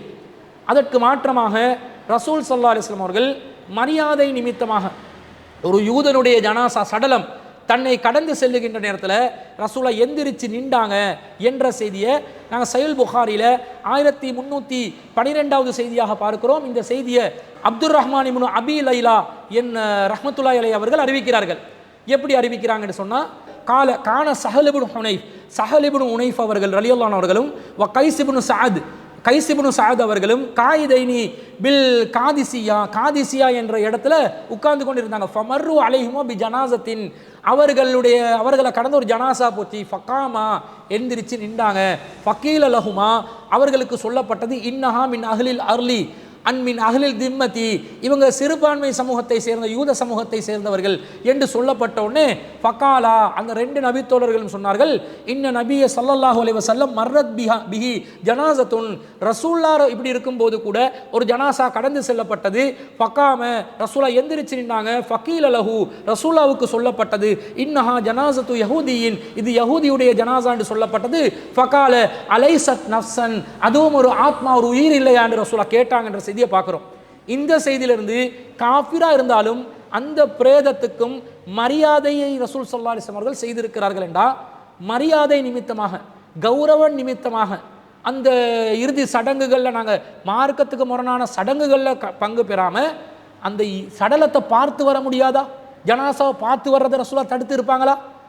எலும்பியே நின்றாங்களே ரசூல்லா. ஒரு உயிரோடு இருப்பவர்கள் வந்தால் எந்திரிச்சு நிற்க வேணாம் என்று சொன்ன அல்லாஹ்வின் தூதர் அவர்கள் காஃபிரெண்டும் பார்க்காமல் ஒரு ஜனாசா கடந்து செல்லும் போது எந்திரிச்சு நின்றார்களா இல்லையா?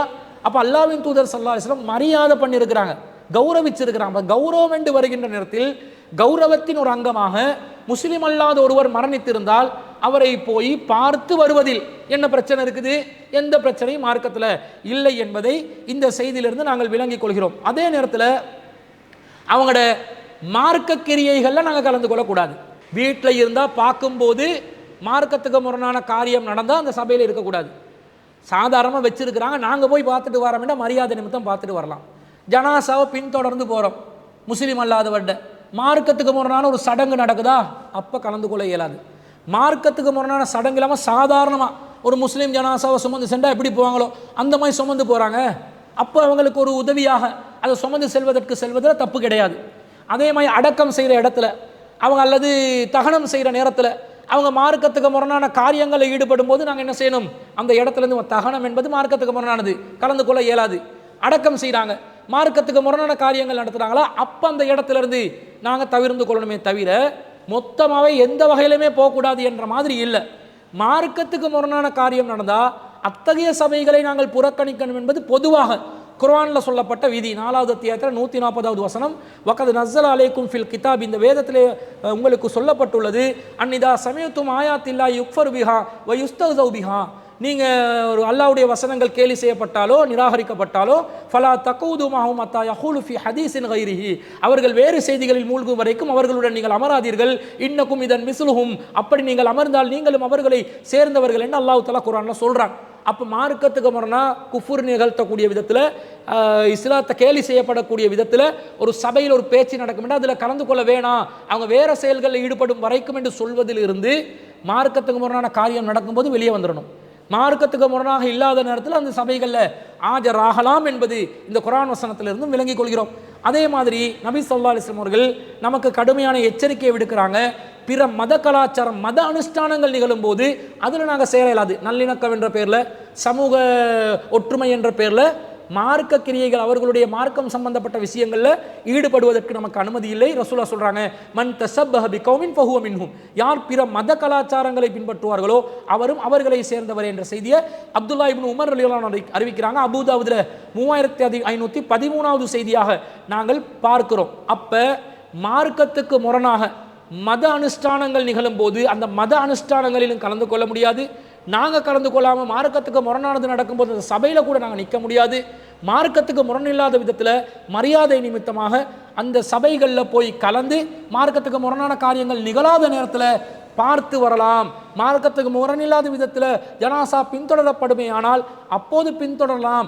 மார்க்கத்துக்கு முரணில்லாத விதத்தில் அடக்கம் செய்கின்ற நிகழ்வு நடக்கும் என்றால் அப்போது கலந்து கொள்ளலாம்.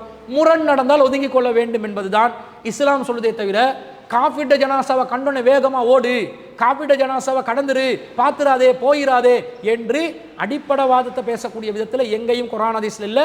அப்படி சலஃபிகளோ யார் சொல்லியிருந்தாலும் அவர்கள் குர்ஆனுக்கு மாற்றமாக, ஹதீஸுக்கு மாற்றமாக இட்டுக்கட்டி மனோ இச்சையின் அடிப்படையில் தான் சொல்லியிருக்கிறார்களே தவிர காஃபிர்களோட ஜனாசாவை கலந்து கொள்ளவே கூடாது என்றால் அதற்கு தெளிவான நேரடி நஸ்ஸு உள்ள ஆதாரங்கள் வேண்டும். அப்படி இல்லாமல் இந்த மாதிரி கண்டிஷனோட கலந்து கொள்ளலாம், இந்த கண்டிஷன் மீறப்பட்டால் கலந்து கொள்ளக்கூடாது என்பதுதான் இஸ்லாம் சொல்லக்கூடிய விதிமுறையாக இருக்கிறது என்பதை கேள்வி கேட்ட சகோதரர் அவருக்கு பதிலாக பதிவு செய்து கொண்டு இந்த வாரத்திற்கான சிடிஜேயின் உங்கள் கேள்வி நேரம் நிகழ்ச்சியை இத்துடன் நாம் நிறைவு செய்து கொள்கிறோம்.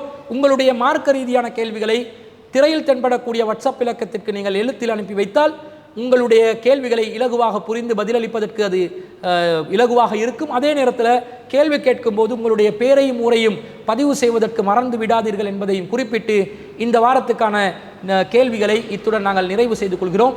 வாஹிரு தாவானா அனில் ஹம்துலில்லாஹி ரப்பில் ஆலமீன். சுப்ஹானக அல்லாஹும்ம வ பிஹம்திக அஷ்ஹது அல்லா இலாஹ இல்லா அன்த அஸ்தக்ஃபிருக வ அத்தூபு இலைக்.